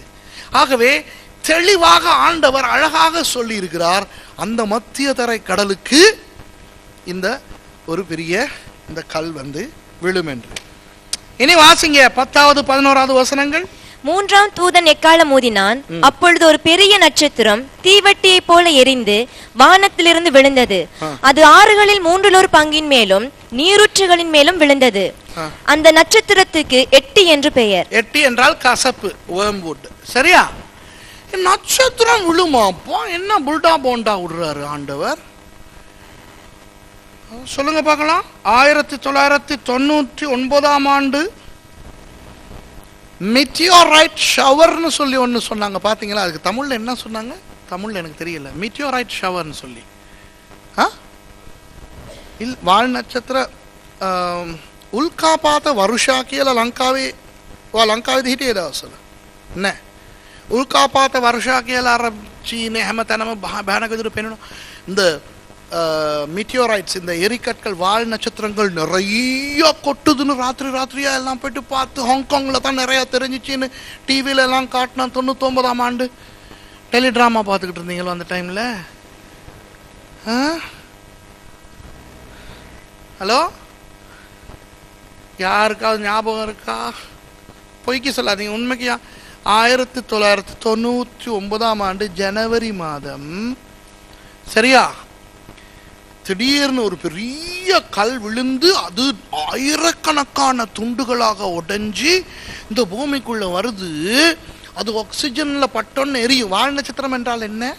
இப்படி சும்மா அண்டவெளியிலே பறந்து கொண்டிருக்கின்ற கற்கள் புவியீர்ப்பு விசைக்குட்பட்ட பிரதேசத்துக்கு வந்தவுடன் ஆக்சிஜனோடு இடைப்படும் போது எரிந்து அப்படியே சாம்பலாகி, அது விழ முன்பு சாம்பலாகி விழுகின்றது. அந்த எரிந்து அது முடியும் வரை அந்த வருகின்ற வேகத்திலே போகும்போது வருகின்ற அந்த அந்த நெருப்பைத்தான் கண்டு வால் நட்சத்திரம் என்று சொல்லுகிறோம். அது அதுக்கு வாலும் கிடையாது, அது நட்சத்திரமும் கிடையாது. சரியா? இப்போ 1999 ஜனவரி மாதம் ஒரு பெரிய பிரம்மாண்டமான கல் இப்படி வந்து அது ஆயிரக்கணக்கான துகள்களாக உடைந்து விழும்போது இதற்கு இந்த எரி நட்சத்திரம் அல்லது வால் நட்சத்திரம் மழை என்று சொன்னார்கள். சரியா? மீட்டியோரைட் ஷவர். ஷவர்ல தண்ணி வருமே சிங்களத்துல உல்காபாத்த வருஷா. வருஷானா மழை. சரியா? இன்னைக்கு யாருக்காவது இன்டர்நெட் இருந்தா இன்னைக்கு போயிட்டு www.cooltamil.com அடிச்சுட்டு தமிழ் படம் பார்க்கறத விட்டுவிட்டு, சரியா, கூகுள் சர்ச் என்ஜினுக்கு போயிட்டு மீட்டியோரைட் ஷவர் ஆஃப் 99 அடிச்சு பாருங்க. சரியா? கொஞ்சம் பார்த்துட்டு கண்டுபிடிங்க, இந்த ஆள் உண்மை சொல்றானா இல்ல வந்து கதை விடுறானா அப்படின்னு. கேட்கிறவன் கேனையனா இருந்தா 20 மாடி ஏரோப்ளேன் ஓட்டுவான். நான் என்ன சொல்லுகிறேன், இப்போ அன்று 7 வருஷங்களில் நடக்க போகின்ற விஷயங்களினுடைய சாயல் இப்போ நடந்து கொண்டிருக்கிறது. சரியா? சரி, இதெல்லாம் நடக்கிறது, இன்னும் நடக்கிறது. இனி எனக்கு நேரம் கிடையாது இதை பற்றி பேசுவதற்கு, அதை விடுவோம். சரியா? நான் என்ன சொல்ல வருகிறேன் என்றால், முதலாவது, அந்த 7 வருஷங்களே அரசாங்கத்திலே பெரிய மாற்றம் வரும். அந்த கிறிஸ்து தலைமை பதவி எடுப்பான். அது எப்படி, ஏன் என்று உங்களுக்கு சொல்லிக் கொடுத்தேன். இந்த புற வேற்று கிரக வாசிகளிடம் இருந்து உலகத்தை காப்பாற்ற பொருளாதாரத்திலேயும் ஒரு இணக்கம், ஒரு இணைப்பு வரும். ஏனென்றால் அவர்களுக்கெல்லாம் பணம் தேவை, உலகத்தை பாதுகாப்பா. உலகத்துக்கு என்றுமில்லாதவாறு ஒரு பாதுகாப்பு எண்ணமும் என்றுமில்லாதவாறு ஒரு ஐக்கிய எண்ணமும் உண்டாகும். ஆனால் ஒரு நாளும் மனுஷனால் ஐக்கியமாய் வாழ முடியாது என்றபடினால் அநேக சண்டைகளும் யுத்தங்களும் அந்த காலத்திலே உண்டாகி அந்த 7 வருஷ காலமும் இந்த பூமியிலே பெரிய கொடுமை உண்டாயிருக்கும். இந்த பொருளாதாரத்திலே எல்லாருக்கும் சமத்துவம் இருக்க வேண்டும் என்று தான் அந்த 666 என்ற அந்த பொருளாதார இலக்கமும் வரும். அந்த 666 பற்றி நான் பேச போவதில்லை. சரியா? அதனுடைய சாயல் கூட இப்போ வந்திருக்கிறது. நீங்கள் பார்கோடை எடுத்து பார்த்தால் இந்த மூலையிலே 2 கோடும், நடுவிலே 2 கோடும், அந்த மூலையிலே 2 கோடும் இருக்கும். 2 கோடு 6க்கு அடையாளம். அவை 6 6 6 இன்றைக்கு வந்திருக்கிறது. ஆனால் அது அல்ல அந்த கிறிஸ்துவனுடைய முத்திரை. அந்த கிறிஸ்துவின் முத்திரையின் சாயல். அந்த கிறிஸ்துவின் முத்திரை கையிலே நெற்றியிலே ரியலா உண்மையாக பொறிக்கப்படும். சரியா? ஆனால் இந்த உலகத்திலே நடக்க போகின்ற அந்த 7 வருஷ அந்த பயங்கரம், அதற்கு அடையாளங்கள் இப்பொழுதே நடந்து கொண்டிருக்கிறபடினால் இயேசு வருகிறார் என்பது, ரகசிய வருகை நடக்க போகிறது, அந்த 7 வருஷமும் பயங்கர கொடுமையாக இருக்க போகிறது என்பது நன்றாக தெரியும். 6:14 பாருங்கம்மா. வானமும் சுருட்டப்பட்ட புஸ்தகம் போலாகி. அப்பா, வானம் சுருட்டப்பட்ட புத்தகம் போலாகியது. இது என்ன தெரியுமா உங்களுக்கு சொல்லட்டுமா என்னன்னு? ஓசோன் படலம் அறவே இல்லாமல் போகிறது அந்த 7 வருஷங்களுக்கு இடையிலே. சரியா? இன்றைக்கு ஓசோன் படலம் ஓட்டையாகி வருகிறது. சரியா? இப்போ சில பேர் நீங்க வந்து சொல்லுவீங்க, எங்க வீட்டு வாளி ஓட்டையாகினதே எனக்கு தெரியல, தண்ணி நிரப்பிக்கிட்டு டாய்லெட்டுக்கு போயிருந்தேன், விஷயத்தை முடிச்சு பார்க்கும்போது தண்ணி இருக்கல அப்படின்னு சொல்லுவீங்க நீங்க. ஆகவே ஓசோன் படலம் ஓட்டையாயிடுச்சுன்னு நமக்கு எங்க தெரியும்ட்டு. ஓசோன் படலம் என்ற ஒன்று இருக்கிறது. என்ன? அதுதான். சரியா? எங்க கிடக்குது? அது வானத்துக்கு மேல கிடக்குது. சரியா? வேற பிளேன் போக முட்டாது. ஏன்னா அதுக்கெல்லாம் மேல ஆக்சிஜன் படலம் ஒன்று இருக்கிறது. அது ஒரு படலமாக இருக்கிறபடினால் சூரிய கதிர்கள் அந்த படலத்தை தாக்கி அந்த படலத்தின் ஊடு வரும்போது அது கொஞ்சம் இந்த கூலிங் கிளாஸ் வழியால பார்க்கும்போது கொஞ்சம் வெளிச்சம் அவ்வளோ பாதிக்காதே. அதுபோல இந்த சூரிய வெப்பமும் அந்த கதிரும் கொஞ்சம் குறைந்து இந்த பூமியிலே பட்டு கொண்டு இருந்தது. ஆனால் இப்போ 20வது நூற்றாண்டிலே இருந்து அநேக தொழிற்சாலைகளிலே இருந்து வெளியாகின்ற ரசாயன புகைகளும் ரசாயன திரவியங்களும் மேலே சென்று அந்த ஆக்சிஜன் படலத்தை காயப்படுத்தி ஆங்காங்கே பெரிய துவாரங்கள், ஓட்டைகள் மாதிரி விழுந்திருக்கின்றன. அந்த ஓட்டைகள் வழியாக அந்த சூரிய கதிர் அதிகமாக இந்த உலகத்திலே பாய்கின்றபடியினால் உலகம் வெப்பம் அடைந்து கொண்டே வருகிறது. நீங்க போகும்போது பெரிய பெரிய ஃபேக்டரிகள் பார்ப்பீங்க தானே, அந்த ஃபேக்டரி வழியால நிறைய புகை போகும் பார்த்துருக்கீங்களா? அந்த புகைகள் எல்லாம் வெறும் ரசாயன கலவைகள், கெமிக்கல்ஸ். அதெல்லாம் மேல போய் போய் போய் அந்த ஆக்சிஜன் படலத்தை உடைக்குது. சரியா? இப்போ அந்த கிறிஸ்துவனுடைய ஆட்சி தொடங்கும் பொழுது அவர்கள் அவசரமாக ஆயுதங்கள் உற்பத்தி செய்வார்கள், எத்தனையோ விதமான கம்ப்யூட்டர்கள் உற்பத்தி செய்வார்கள். உற்பத்தி பெருக்கம் அதிகரிக்கும் போது இந்த ரசாயன கலவைகளினுடைய தாக்கம் அதிகரித்து இப்போ வெறும் ஓட்டையாகி கொண்டிருக்கின்ற அந்த ஓசோன் படலம் முழுமையாக இல்லாமல் போய்விடும். அதைத்தான் வானம் சுருட்டப்படுகிறதாக யோவான் சொல்லுகிறார். அதற்கு பிறகு எந்த அளவு வெப்பம் இந்த உலகிலே தாக்கும் என்று யோசித்து பார்த்து கொள்ளுங்கள். சரியா? சரி, இந்த உலகத்திலே 7 வருஷம் இந்த மாதிரி பயங்கரமாய் நடக்கிறது, நடந்து போகட்டும். அதுல யாரும் இருக்கிறதுக்கு ஐடியா இல்லை தானே? அப்போ மேல போறமே நாங்க, நமக்கு என்ன நடக்க போகிறது அதை சொல்ல போகிறேன் இப்போ. சரியா? ரகசிய வருகையின் போது ஆண்டவரால் எடுத்துக்கொள்ளப்பட போகின்ற நாம் பரலோகத்துக்கு கொண்டு போகப்படுவோம். முதல் தடவையாக பரலோகத்தில் மனிதன் பிரவேசிப்பான். முதல் தடவையாக பிரவேசிக்க போகிற மனிதனிலே நீங்கள் எல்லாரும் இருப்பீர்கள். அவசரப்பட்டு நீங்கள் செத்து போனாலும் பரவாயில்லை. ஏன் தெரியுமா? நீங்கள் செத்து போனால் உயிரோடு இருக்கிறவர்களுக்கு முந்திக் கொள்வீர்கள் என்று பவுலடியார் சொல்லுகிறார். சரியா? ஆகவே அவசரமா முதல்ல போகணுமா இருந்தா ஓவர்டேக் பண்ணி சாகுங்கள், தற்கொலை செய்யாதீர்கள், பாதாளம் போவீர்கள். யாரையாவது சொல்லி யோனா ஸ்டைல் தெரியுமா? யோனா படகில ஏறி போகும்போது அவன் கண்டுபிடிச்சிட்டான், அவன் தான் ஆள், அதனாலதான் புயல்னு. அவன் ஒரு நல்ல இளைஞன், நல்ல வாட்ட சாட்டமானவன், அவனே பாய்ந்து தற்கொலை பண்ணியிருக்கலாம். மாறாக அவன் சொல்லுகிறான் கப்பலில் இருக்கிறவர்களுக்கு, என்னை தூக்கி கடலிலே போடுங்கள், அப்போ புயல் அடங்கும் என்று. ஏன் என்ன தூக்கி நீங்க கடல்ல போட்ட நீங்க எல்லாம் நரகம் போங்கோ, நான் கொலை செய்யப்பட்ட அப்பாவியாக பரலோகத்துக்கு போய் விடுகிறேன். என்ன புல்டாயா? சரியா? ஆகவே உங்களுக்கு அவசரமாக சபையிலே ரப்சர்லே முதலாவது கியூவிலே இருக்க வேண்டும் என்றால் நிச்சயம் சாக வேண்டும். சரியா? உயிரோடு இருந்தால் இரண்டாவது லாட்டில் தான் நீங்க இருப்பீங்க. சரியா? இப்போ நீங்கள் அப்படி போகும்போது சில பேருக்கு ஒரு பயம் இருக்கிறது. நான் எடுத்துக்கொள்ளப்பட விரும்புகிறேன் ஆண்டவரே, ஆனால் என் மனைவியும் வருவாளா? என்றால் அவள் வருகிற பரலோகத்துக்கு போவதை விட நரகம் பரவாயில்லை. அப்படிப்பட்ட சில பரிதாபமான கணவன்மார் உண்டு. சரியா? இல்லையா? இல்ல, அப்படிப்பட்ட மனைவிமாரும் உண்டு. இந்த மனுஷனோட நான் 25 வருஷம் குப்பை கொட்டி போட்ட நான் பரலோகமும் போகணுமே உவனோட. நல்ல செய்தி, அங்கே யார் எவன் என்று தெரியாது.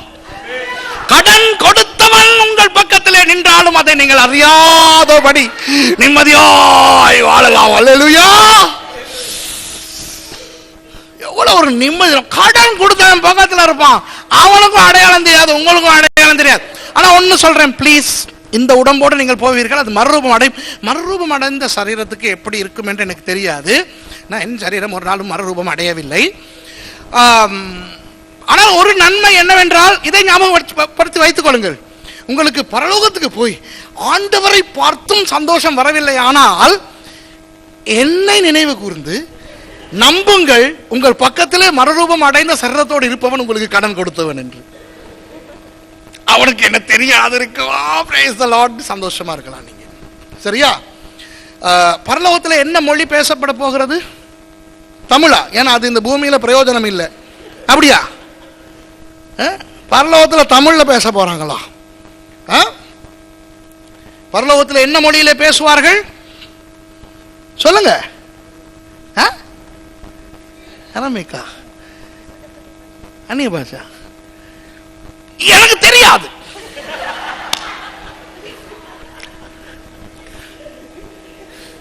என்னமோ பரலோகத்துக்கு அடிக்கடி டூர் போயிட்டு வர்ற ஆள் மாதிரி கேட்குறீங்களே. சரியா? பரலோகம் எப்படி இருக்கும் ஒண்ணுமே தெரியாது. 7 வருஷம் என்பது ஆண்டவருக்கு ஒரு முக்கியமான வருஷங்கள். 7 என்பது முக்கியமான ஒரு இலக்கம், சம்பூரணத்தை காட்டும். யூதர்களை உருவாக்கியவர் ஆண்டவர். இஸ்ரவேல் ஜனங்கள் அல்லது யூதர்கள் என்பவர்கள் ஏற்கனவே உலகத்திலே இருந்த ஒரு ஜனக்கூட்டம் அல்ல. அவர்கள் ஆண்டவரால் உருவாக்கப்பட்டவர்கள். எப்படி? பாபிலோன் என்கின்ற பிசாசின் தலைநகரத்திலே வாழ்ந்து வந்த ஒரு விக்கிரகாராதனைக்காரனாகிய கீழ்ப்படியாத ஆபிரகாமை எடுத்து அவனை கீழ்ப்படிவின் தந்தையாய் மாற்றி, விசுவாசத்தின் தந்தையாய் மாற்றி, அவன் மூலம் உண்டாக்கினார் ஒரு தேசத்தை. அதுதான் இஸ்ரவேல் தேசம். இந்த இஸ்ரவேல் தேசம் ஒரு தேசமாக இல்லாமல் ஆண்டவரால் உருவாக்கப்பட்டபடியினால் ஆண்டவரே அவர்களுக்கு கலாச்சாரம் சொல்லிக் கொடுத்தார். எப்படி சாப்பிட வேண்டும், எப்படி திருமணம் செய்ய வேண்டும், எப்படி விஷயங்களை பழக்க வழக்கங்களை உண்டு பண்ண வேண்டும் என்று ஆண்டவரே சொல்லிக் கொடுத்தார். ஆண்டவர் சொல்லிக் கொடுத்ததன் மூலம் பரலோகத்து கலாச்சாரத்தினுடைய ஒரு சாயலை இங்கே கொடுத்தார். உதாரணமாக, ஆண்டவர் 6 நாட்கள் வேலை செய்து 7ஆம் நாள் ஓய்ந்திருந்தார். இஸ்ரவேல் ஜனங்களுக்கு சொன்னார், நீயும் 6 நாள் வேலை செய்து 7ஆம் நாள் ஓய்ந்திரு என்று. சரியா? ஆண்டவர் எப்படி சில விஷயங்களை தலைமைத்துவத்தை வைத்திருக்கிறாரோ அதே போல இஸ்ரவேலர்களுக்கும் தலைமைத்துவத்தை கற்றுக் கொடுத்தார். அதுபோல ஆண்டவருடைய பரலோக கலாச்சாரத்தின் அநேக அம்சங்கள் இந்த யூதர்களுடைய கலாச்சாரத்துக்குள்ளே ஆண்டவர் வைத்து அந்த நிஜத்தின் நிழலாக இவற்றை ஏற்படுத்தினார். ஆகவே பரலோகத்தின் அநேக விஷயங்களை கொஞ்சம் புரிந்து கொள்ள இந்த இஸ்ரவேலர்களுடைய கலாச்சாரத்தை பார்ப்பது நல்லது. சரியா? இஸ்ரவேலர்களுடைய திருமண கலாச்சாரத்தை பார்ப்போம். ஏனென்றால் இயேசு ஒருவரே தன்னுடைய சபையை மணவாட்டி என்று சொன்னவர். நமக்கு ஆண்டவர் நம்முடைய மணவாளனாக இருக்கிறார், நம்மை மணவாட்டியாக தெரிவு செய்து கொண்டார். ஆமென். ஏனென்றால் உலகத்திலேயே மிகவும் நெருக்கமான அந்தரங்கமான பரஸ்பர அன்பு காட்டக்கூடிய ஒரே உறவு புருஷன் மனைவி உறவு தான். சரியா? ஆகவே அந்த ஒரு உறவை ஆண்டவர் உதாரணமாய் எடுத்து காட்டி அந்த அளவுக்கு நான் உங்களை நெருக்கமாய் வைத்திருக்கிறேன் என்கிறார். ஆகவே யூதர்களுக்கு ஒரு கலாச்சாரத்தை ஆண்டவரே கற்றுக் கொடுத்தார். ஆண்டவர் என்ன சொன்னார் என்றால், கல்யாணம் கட்ட போகிற ஆண் அப்பா வீட்டிலேயே வாழ வேண்டும் யூதர்களுடைய கலாச்சாரத்தின்படி. சரியா? இவன் போய் இந்த காலத்திலே போல லவ் பண்ண முடியாது. இன்றைக்கு நிறைய பேர் சந்தோஷப்படுறீங்க இல்லையா, யூதர்களா இல்லாததுக்கு நன்றி ஆண்டவரேன். ஏன்னா நீங்க யூதர்களா இருந்திருந்தால் நீங்களாக விரும்ப முடியாது. உங்கள் அப்பா தான் தீர்மானிக்க வேண்டும், அம்மா கூட கிடையாது. அப்பா அப்பா மகனுக்கு ஒரு பெண்ணை பார்க்க தன் வீட்டில் இருந்து யாரையாவது அனுப்ப வேண்டும். அவருக்கு எல்லாம் கொடுத்துடணும் டீடைல்ஸ். இப்படிப்பட்ட ஒரு பெண் கொண்டு வா. அவர் போய் திரும்ப வந்து மணமகனின் அப்பாவுக்கு சொல்ல வேண்டும், இப்படிப்பட்ட பெண்ணை நான் பார்த்திருக்கிறேன். உடனே அப்பா சொல்லுவார், சரி, பேச்சுவார்த்தை நடத்தி என்ன நாளிலே கொண்டு வா என்று. திருமணத்துக்கு 7 நாட்களுக்கு முன்பாக அந்த மணமகள் இவரால் கொண்டு வரப்பட வேண்டும். சரியா? இவர் போய் மணமகளையும் அந்த மணமகளினுடைய தோழிகளையும் அழைத்து கொண்டு வரும்போது, தோழிகள் மாத்திரம்தான், குடும்பம் பிறகுதான் வரும். ஓகே, இவர் தூரத்திலே பார்த்து இவர்கள் வந்து விட்டார்கள் என்றவுடன் மணமகன் அழகாக உடுத்திக் கொண்டு போய் அவளை அழைத்து கொண்டு அப்பா வீட்டுக்கு வந்து அப்பாவினுடைய கையிலே கொடுக்க வேண்டும்.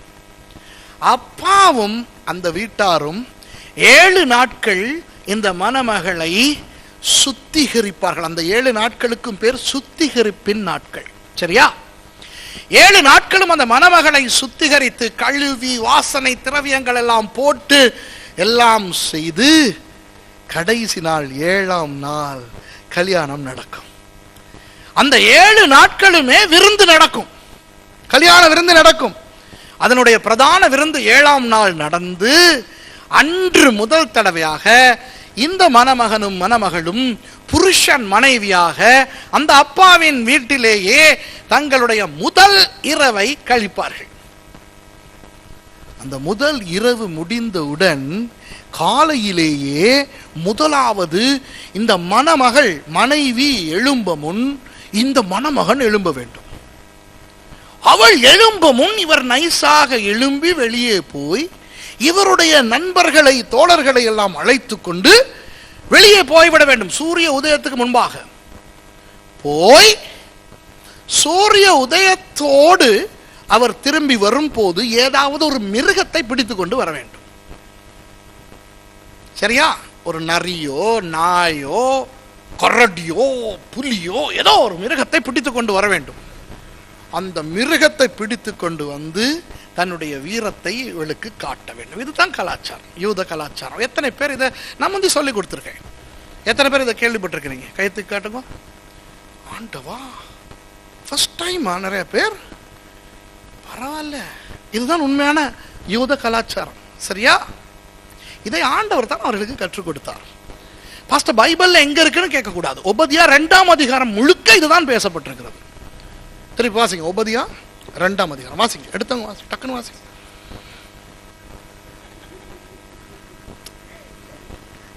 இல்ல தானே? சரி, அப்ப இல்ல, அது பைபிள்ல. இது யூத கலாச்சாரம். சிலது திருப்புது. யசோதாவை மைக்கேல் காப்பாத்திட்டாரு இல்ல இல்லையா? பார்த்துக்கிட்டு இருக்க வேண்டியது. நீங்க பின்னுக்கு எத்தனையோ ஒரு பொம்பளை பிள்ளைக்கு ஆபத்துனா பாஞ்சு காப்பாத்துருவிலையோ. கல்யாணம் கட்டி 3 பிள்ளைகளும் பெற்றாச்சு.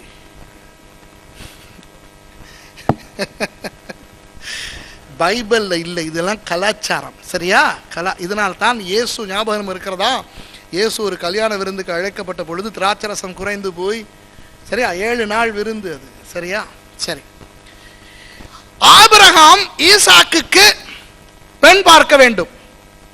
எலியேசரை அனுப்புகிறார் லாபான் வீட்டுக்கு. ஆரானுக்கு போய், லாபான் யார்? ரெபெக்காளினுடைய அண்ணன்.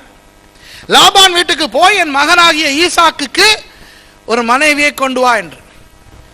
எலியேசர் போய் ஆரானிலே லாபானினுடைய மகளாகிய ரெபெக்காளை கண்டு எலியேசர் தீர்மானிக்கிறார், இவள் என் எஜமானின் மகனுக்கு சிறந்தவர் என்று. ஆண்டவரிடத்தில் அடையாளம் எல்லாம் கேட்கிறார்.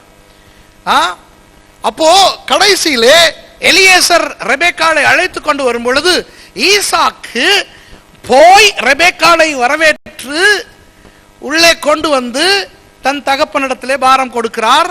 அவர்களுக்கு கல்யாணம் நடந்த பிறகு அவர்கள் இணைகிறார்கள். இது அந்த யூத கலாச்சாரம். சரியா? ஆண்டவர் காட்டி கொடுத்தது. இதைத்தான் ஆண்டவர் செய்கிறார். இயேசு வந்து சபையை தொடங்கவில்லை.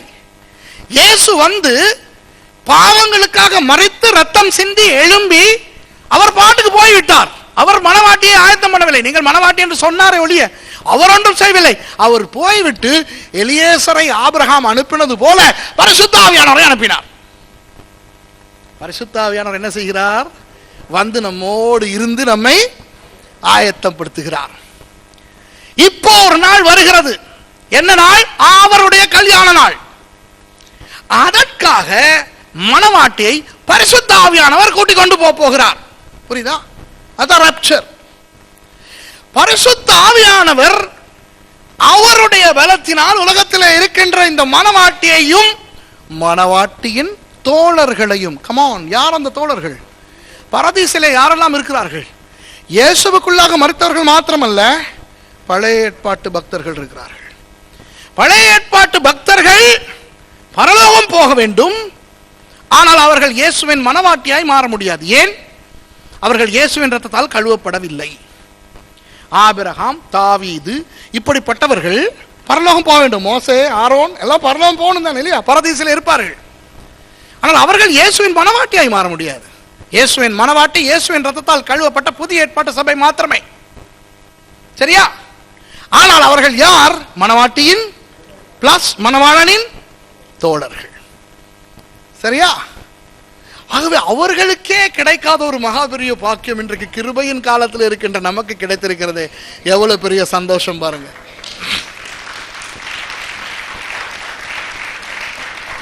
ஐயோ, ஆபிரகாம் இயேசுவை நேராய் சந்தித்து பேசினானே.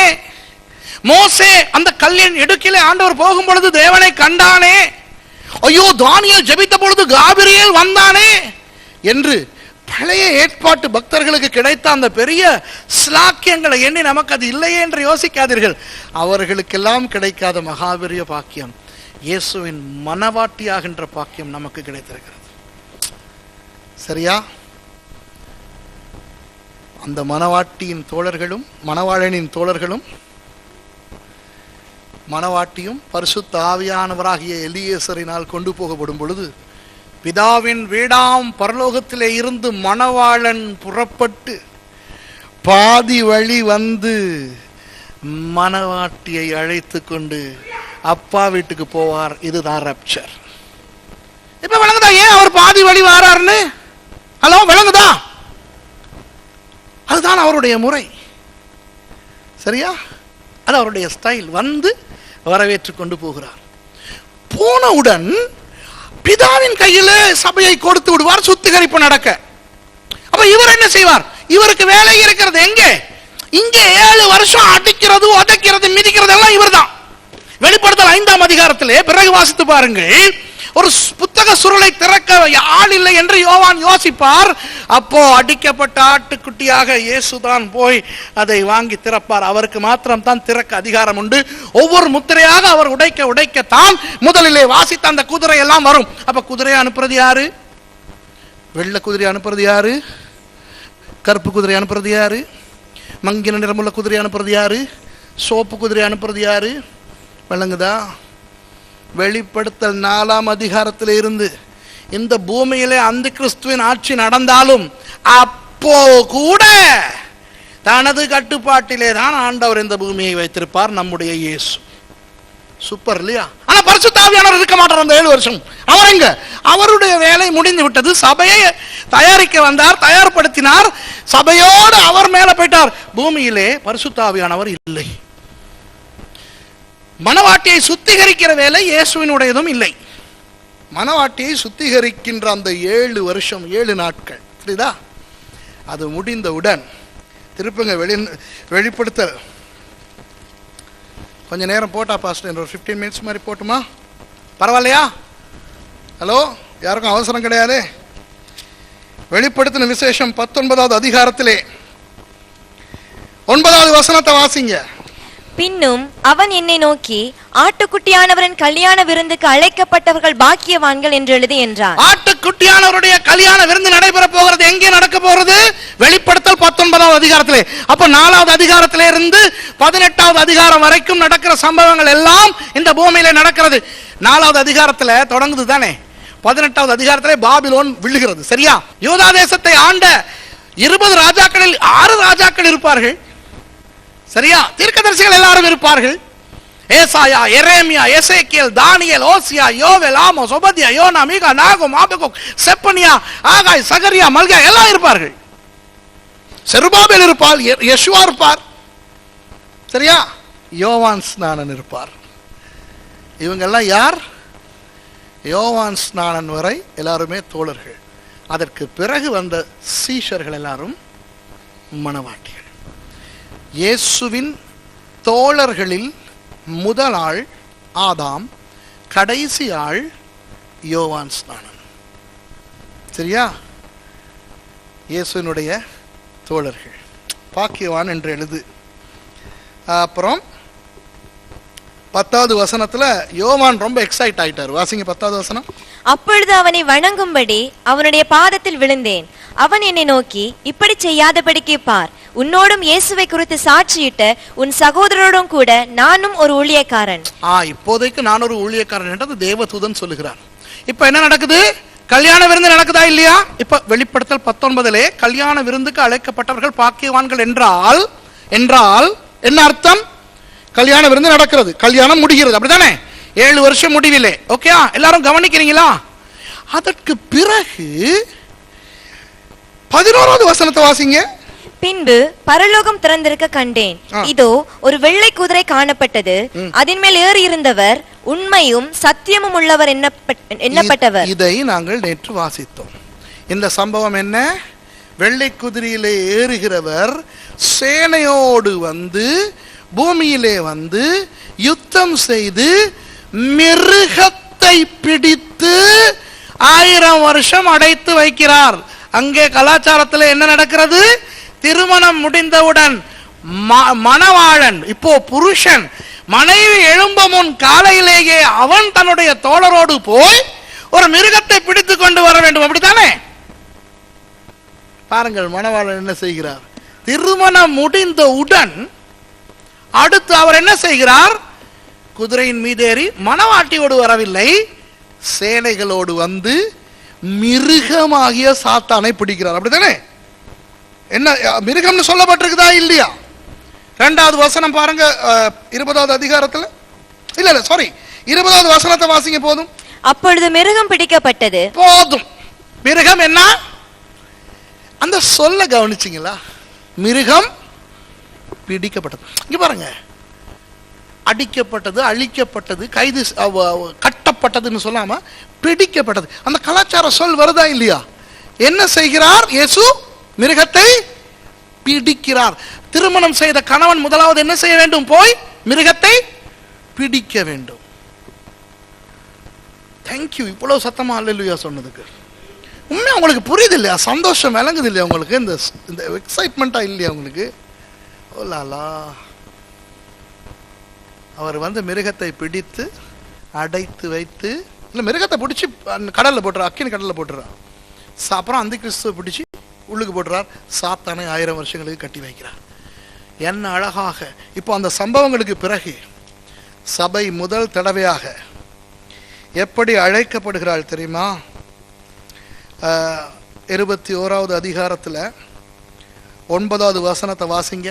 யோவானுக்கு இந்த தேவதூதன் எண்ணத்தை காட்டுகிறார். அந்த சம்பவத்தில், அதாவது திருமணம் நடந்து இந்த மிருகத்தை பிடித்ததுக்கு பிறகு ஒன்றை காட்ட அழைக்கிறார். வாசிங்க. பின்பு கடைசியான 7 வாதைகளால் நிறைந்த 7 கலசங்களையுடைய அந்த 7 தூதரில் ஒருவன் என்னிடத்தில் வந்து, நீ இங்கே வா, ஆட்டுக்குட்டியானுடைய மனைவியாகிய மணவாட்டியை உனக்கு காண்பிக்கிறேன் என்று சொல்லி. வேதத்திலே முதல் தடவையாக சபை அல்லது மணவாட்டி மனைவி என்று அழைக்கப்படுகின்ற இடம் இதுதான். புரியுதா உங்களுக்கு? அவர் மணவாட்டி என்று சொல்லி கயிறு கொடுக்கவில்லை இல்லையா? நிறைய பேர் லவ் பண்ணிட்டு அம்போன்னு விட்டுட்டு ஓடிடுவானுங்க, தெரியும் தானே? நம்முடைய ஆண்டவர் மணவாட்டி என்று நம்மை ஊரை ஏமாற்ற வைக்கவில்லை. அவர் உண்மையாகவே நம்மை பரலோக கலாச்சாரத்தின்படி அவர் ஆவியானவரை அனுப்பியிருக்கிறார். ஆவியானவர் நம்மை எல்லாம் சுத்திகரித்து ஆயத்தப்படுத்தி கொண்டிருக்கிறார். அந்த நாள் வருகிறது, ரெபேக்காலை எலியேசர் அழைத்து கொண்டு போனது போல பரிசுத்த ஆவியானவர் கிறிஸ்தவர்களை ஆயத்தமாயிருக்கும் மணவாட்டியை அழைத்து கொண்டு போவார். மணவாளன் பாதி வழி வந்து மேலே கொண்டு போய் 7 வருஷம் இந்த பூமியில என்ன நடக்கிறது என்று தெரியாமல் ரொம்ப என்ஜாய்மெண்டா இருக்கும் நமக்கு பரலோகத்துல. சரியா? இங்க அந்த கிறிஸ்து என்ன பண்றான்? இங்க என்ன கலசம் திறக்குது, என்ன நட்சத்திரம் விழுகுது, மத்திய தரைக்கடல்ல நீர்மூழ்கி கப்பல் விழுகுதா, இல்ல போட் விழுதானெல்லாம் பார்க்க மாட்டோம். ரொம்ப சந்தோஷமாக இருப்போம். அதற்கு பிறகு ஆட்டுக்குட்டியானவருடைய கல்யாணம் நடைபெறும். அதற்கு பிறகு பார்த்தால் இயேசுவை காணவில்லை. எங்க போயிட்டார்? எழும்ப முதல்ல அவர் மிருகத்தை பிடிக்க போயிடுவார். 1000 வருஷ அரசாட்சி நடக்கும் போது, அந்த 1000 வருஷ அரசாட்சியின் போது கிறிஸ்தவர்கள் பூமியிலே இருப்பார்களா பரலோகத்தில் இருப்பார்களா என்ற அநேகருக்கு ஒரு பிரச்சனை. நான் சொல்லுகிறதை கேளுங்கள். இயேசு அந்த 1000 வருஷ அரசாட்சியை ஸ்தாபிக்க அவர் தன்னுடைய சேனையோடு தான் வருகிறாரே ஒழிய சபையோடு வரவில்லை. சபை இருக்கும், ஆனால் இயேசு இந்த உலகத்திலே வந்து எருசலேமை தனது தலைநகரமாய் ஆக்கி அவர் இந்த உலகத்தை ஆட்சி செய்யும் போது சபை மனைவியாகிய மணவாட்டி பரலோகத்திலும் இருக்கும், இங்கேயும் இருக்கும். நினைச்ச நேரம் அங்க டேடி கிட்ட மாமனார் கிட்ட போகலாம். அவர் மாமனாரா டேடியா அது நீங்களே தீர்மானிச்சுக்கிறீங்க. வேண்டிய நேரம் இங்கே புருஷனுடைய ஆட்சியிலே இன்பம் காணலாம். சரியா? 1000 வருஷ அரசாட்சியின் போது சபை இங்கும் வரலாம், அங்கும் இருக்கலாம். 2 இடத்துக்கும் வேண்டிய நேரம் போய் வரக்கூடிய ஒரு சூழ்நிலை உருவாகும். ஒன்றை நினைவில் வைத்துக் கொள்ளுங்கள். 1000 வருஷ அரசாட்சியிலே சபை ஆளப்படுகின்றவர்கள் அல்ல. ஆளுகிற இயேசுவோடு இருந்து ஆளுகிறவர்கள். அப்போ ஆளப்பட போகிறவர்கள் யார்?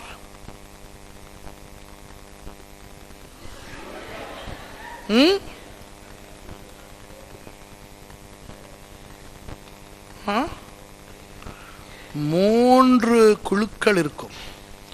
மூன்று விதமான மக்கள் இருப்பார்கள். சுருக்கமாக சொல்லுகிறேன், கேளுங்கள். இன்றைக்கு ரட்சிக்கப்படாமல் இறந்து போகின்ற பிள்ளைகளும், கருவிலே உருவாகி உயிராக இருந்தும் கருக்கொலை செய்யப்படுகின்ற அந்த பிள்ளைகளுடைய ஆத்துமாக்கள் எங்கே போக வேண்டும்? பரலோகம் போக முடியாது. ஏனென்றால் இயேசுவின் இரத்தத்தினால் கழுவப்படவில்லை.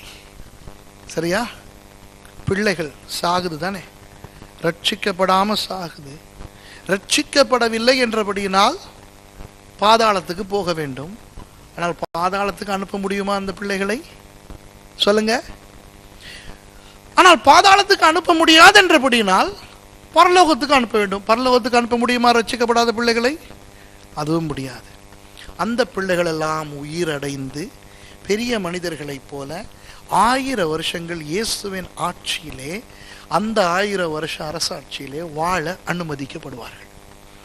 ரோமர் 1, 2 அதிகாரங்களை வாசித்தால் அதிலே தெளிவாக சொல்லப்படுகிறது. நியாய பிரமாணத்துக்கு உட்பட்டவர்கள் நியாய பிரமாணத்தினால் நியாயம் தீர்க்கப்படுவார்கள். சுவிசேஷத்துக்கு நியாய பிரமாணத்துக்கு அப்பால் பட்டவர்கள் அவர்களுடைய அப்படி நியாயம் தீர்க்கப்பட மாட்டார்கள் என்று. ஆகவே இந்த பிள்ளைகள் அவர்கள் அந்த 1000 வருஷ அரசாட்சியிலே வாழ்வார்கள். அடுத்தது, அந்த 7 வருஷ காலத்திலே அந்த கிறிஸ்துவின் முத்திரையை எடுக்காதவர்கள் அந்த 1000 வருஷ அரசாட்சியிலே வாழ்வார்கள். அந்த முத்திரையை எடுக்காதவர்கள் யார் என்றால், ஒன்று யூதர்கள். யூதர்கள் தப்பி ஓடி ஒளிந்திருப்பார்கள். சரியா? அதே நேரம் கைவிடப்பட்ட சில கிறிஸ்தவர்கள், எல்லாரும் அல்ல, சில கிறிஸ்தவர்கள், அவர்கள் ரகசியமாக இந்த இலக்கத்தை எடுக்காமல் இருந்து சிலரை கொலை செய்வான் அந்த கிறிஸ்து. சிலர் உயிரோடு இருப்பார்கள். அவர்கள் எல்லாரும் இந்த 1000 வருஷ அரசாட்சியிலே இருப்பார்கள். இன்னும் ஒரு விஷயத்தை நான் சொல்லுகிறேன். இது ரொம்ப பயங்கரமான ஒரு விஷயம். ஒழுங்காக புரிந்து கொள்ளாவிட்டால் என்னையும் கள்ள உபதேசி என்று நினைப்பீர்கள்.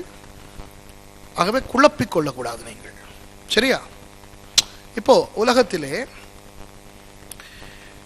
வேறு மதங்களை சேர்ந்த சில பேர் இருக்கிறார்கள். அவர்களுக்கு சுவிசேஷமே போகவில்லை. ஆனால் அவர்கள் தங்கள் மனசாட்சிக்கு ஏற்ற விதத்திலே நல்ல விதமாய் வாழுகிறார்கள். சரியா? பண்டைய அநேக இடங்களிலே இயேசுவை பற்றி தெரியாமலேயே அநேகர் செத்து போகிறார்கள். அநேக ஜனங்கள். அவர்களில் சிலர் தங்கள் மனசாட்சிக்கு ஏற்ற விதத்திலே நல்ல விதமாய் வாழுகிறார்கள். அவர்களை நரகத்துக்கு அனுப்ப முடியாது, ஏனென்றால் அவர்களுக்கு சுவிசேஷம் போகவில்லையே.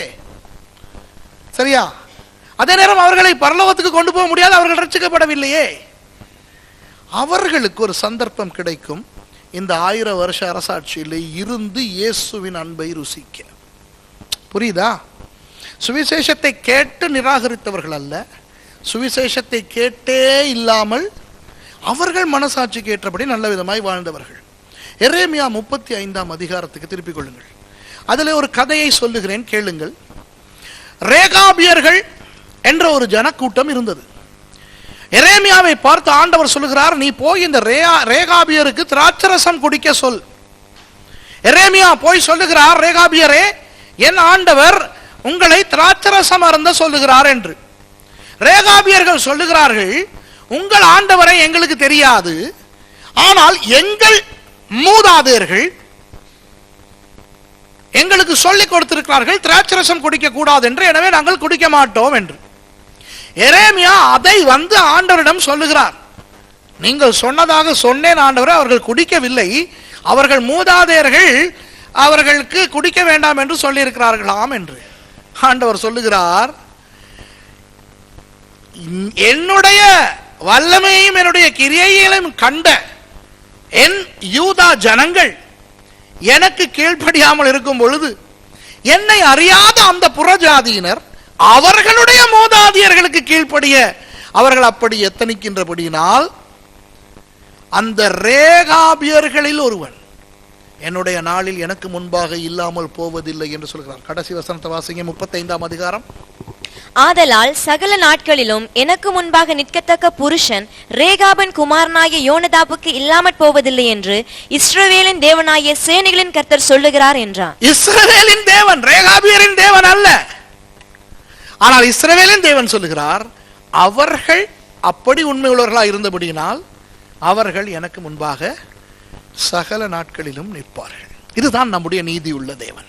புரியுதா? ஆகவே 1000 வருஷ அரசாட்சியில் இப்படிப்பட்டவர்களும் இருப்பார்கள். சோ அந்த 3 குழுவினர்களும் யார்? குழந்தைகளாய் மரித்தவர்கள் அல்லது கருக்களாய் இருந்து மரித்தவர்கள், அந்த 7 வருஷ காலத்தில் மிருகத்தின் முத்திரையை எடுக்காத யூதர்களும் மற்றவர்களும், மூன்றாவது என்றைக்குமே சுவிசேஷம் கேள்விப்படாமலேயே செத்து போன அந்த அவர்களில் தங்கள் மனசாட்சிக்கு ஏற்ற விதத்திலே நல்லவர்களாய் வாழ்ந்தவர்களுக்கு 1000 வருஷம் வாழ, இயேசுவின் ஆட்சியிலே வாழ அவர்களுக்கு சந்தர்ப்பம் கிடைக்கும். ஆனால் 1000 வருஷங்கள் இயேசுவோடு அவர்கள் வாழ்ந்த பிறகு அப்படியே அவர்களை பரலோகத்துக்கு கொண்டு போவது அவ்வளவு நல்லதல்ல. ஏன்? இயேசு ஒருவரே ஆளுகிறார், சாத்தான் இல்லை. ஆகவே அவர்களுக்கு ஆதாம் ஏவாளுக்கு கிடைத்தது போல ஒரு நன்மை தீமை அறியத்தக்க ஒரு விருட்சம் இருக்கவில்லை. அநேக கிறிஸ்தவர்களுக்கு கிடைத்தது போல உபத்திரவங்கள் அவர்களுக்கு கிடைக்கவில்லை. ஆகவே இயேசுவின் ஆட்சியை மட்டுமே அறிந்திருந்த அந்த ஜனங்கள் இயேசுவை மாத்திரம் தானே நம்புவார்கள். அப்போ அது அவ்வளவு நல்லதா? நமக்கு அது நல்லதா? நமக்கு எவ்வளவு பிரச்சனைகள், பவுல் அடியாருக்கெல்லாம் எவ்வளவு பிரச்சனைகள். ஆகவே அவர்களுக்கு ஒரு டெஸ்ட் இருக்கிறது. 1000 வருஷ அரசாட்சி முடியும் போது, வெளிப்படுத்தல் 20:7 வாசிங்க, நல்லா கேட்டுக்கிறங்க. அந்த 1000 வருஷம் முடியும் போது சாத்தான் தன் காவலில் இருந்து விடுதலையாகி பூமி 4 திசைகளிலும் உள்ள ஜாதிகளாகிய கோகையும் மாகோகையும் மோசம் போக்கும்படிக்கும் அவர்களை யுத்தத்துக்கு கூட்டிக் கொள்ளும்படிக்கும் புறப்படுவான். இந்த யுத்தம் என்ன யுத்தம்? சாத்தான் 1000 வருஷம் கட்டப்பட்டு அவிழ்த்து விடப்பட்டவுடன் இந்த 1000 வருஷம் இயேசுவோடு இருந்த இந்த ஜனங்களை அவன் போய் சோதிப்பான். அங்கே ஏதேன் தோட்டத்துக்கு ஏவாளுக்கு பாம்பு வேஷத்திலே வந்தவன் இன்றைக்கு கிறிஸ்தவர்களை சோதித்துக் கொண்டிருக்கின்ற இந்த சோதனைக்காரனாகிய பிசாசு சாத்தான் கொஞ்ச காலம் அவர்களையும் சோதிப்பான். இப்போ சொல்லுங்க பார்க்கலாம், 1000 வருஷங்கள் இயேசுவின் ஆட்சியை ரசித்து ருசித்தவர்கள் சாத்தானுக்கு ஏமாறலாமோ? இல்லை. ஆனால் நிறைய பேர் ஏமாறுவார்கள். வாசிங்க. அவர்கள் பூமியிலெங்கும் பரம்பி பரிசுத்தவான்களுடைய பாளையத்தையும் பிரியமான நகரத்தையும் வளைந்து கொண்டார்கள். அப்பொழுது தேவனால் வானத்திலிருந்து அக்கினி இறங்கி அவர்களை பட்சித்து போட்டது. மேலும் அவர்களை மோசம் போக்கின பிசாசானவன் மிருகமும் கள்ள தீர்க்கதரிசியும் இருக்கிற இடமாகிய அக்கினியும் கந்தகமுமான கடலிலே தள்ளப்பட்டான். கடைசியிலே இந்த சாத்தான் நரகத்துக்கு தள்ளப்பட முன்பதாக கொஞ்ச காலத்துக்கு இவனை அவிழ்த்து விடுகிறார்கள். சரியா? இப்ப ஏன் அவிழ்த்து விடுகிறார்கள் என்று தெரிகிறதா? அந்த 1000 வருஷம் இயேசுவோடு வாழ்ந்தவர்கள் கடைசி ஒரு சோதனைக்கு அவர்கள் முகம் கொடுக்க வேண்டும். இதிலே சபைக்கு கிடையாது இந்த பிரச்சனை. சபை இயேசுவோடு ஒன்றாக சங்கமித்து விட்டது. ஆனால் அந்த 1000 வருஷ அரசாட்சியிலே ஆளப்பட போகின்ற அந்த 3 குழு ஜனங்களுக்கும் ஒரு சோதனை வைத்தாக வேண்டும். அதற்காக சாத்தான் அவிழ்த்து விடப்படுவான். ஆனால் அவன் எப்படி அதை செய்வானோ தெரியாது. பெரிய திரளான ஜனக்கூட்டத்தை அவன் பக்கம் அவன் சேர்த்துக் கொள்வான். சரியா? ஒருவேளை ஆதாம் ஏவாளை ஆண்டவர் ஏதேன் தோட்டத்தில் வைத்த பிறகு சாத்தானால் அவர்களை வஞ்சிக்க முடியுமா என்று எங்களிடத்திலே கேட்டிருந்தால் நாங்கள் சொல்வோம் முடியாது என்று. ஆனால் வஞ்சித்தான் அல்லவா? எத்தனை பரிசுத்தவான்களை வஞ்சித்தான். இயேசுவோடு 3.5 வருஷம் இருந்த யூதாசை வஞ்சித்தான் அல்லவா? ஏன் எங்கள் நண்பர்கள், எங்களுக்கு தெரிந்த எத்தனை விசுவாசிகள் ஊழியக்காரர்கள் வஞ்சிக்கப்பட்டு போயிருக்கிறார்கள். ஆகவே பிசாசு அநேகரை எப்படியெல்லாமோ வஞ்சிக்க வல்லவன். அதனால் 1000 வருஷ அரசாட்சிக்கு பிறகு அவன் சில பேரை வஞ்சித்து கடைசி யுத்தத்துக்கு வருவான். நான் நாளைக்கு உங்களுக்கு கிறிஸ்தவர்கள் எப்படி ஆயத்தமாக இருக்க வேண்டும் என்று நான் சொல்ல போகிறேன். இன்றைக்கு கர்த்தர் உங்களுக்கு ஆசீர்வாதமான ஒரு வார்த்தை கொடுத்தார் என்று நினைக்கிறீர்களா? சரியா? இந்த பூமியிலே பயங்கரங்கள் நடந்தால் நடக்கட்டும், அந்த 7 வருஷம் நமக்கு அது கிடையாது. ஆனால் நாம் ஆண்டவரோடு சென்று அங்கே அவரோடு சந்தோஷமாய் இருக்க போகிறோம். கர்த்தர் உங்களை ஆசீர்வதிப்பாராக.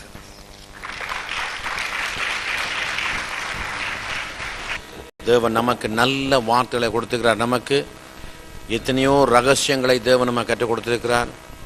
எத்தனையோ அறியாத காரியங்களை அறிந்திருக்கிறோம். ஆண்டவர் நம்மையில வச்ச இவ்வளவு பெரிதான கிருபையும் அன்பும் எண்ண முடியும். அதாலே சொல்ல எல்லாரும் கரணையத்தை ஆண்டவருக்கு நன்றி சொல்லி ஜெபம் பண்ணி முடிப்போமா? எல்லாரும் நன்றி சொல்லுவோமா? எல்லாரும் ஓ பிரைஸ் ஜீசஸ். ஓ உம்மை ஸ்தோத்தரிக்கிறேன் ராஜா. ஆண்டவரே உம்மை ஸ்தோத்தரிக்கிறேன் அப்பனே தகப்பனே. நன்றி அப்பா. இந்த உலகுடைய காரணக்காக உங்களோட நல்ல கிருபைக்காக நன்றி கர்த்தாவே. உங்கள் வல்ல கிருபைக்காக நன்றி கர்த்தாவே. அன்றே எங்களுடைய ஆவி ஆத்துமா சரீரத்தில் நீ கொடுத்த பலத்துக்காக நன்றி. உங்களை நன்றியோடு ஸ்தோத்தரிக்கும். கிருபை கிருபை கிருபை கிருபை கிருபை கிருபை கிருபை கிருபை கிருபை கிருபை. Jesus name.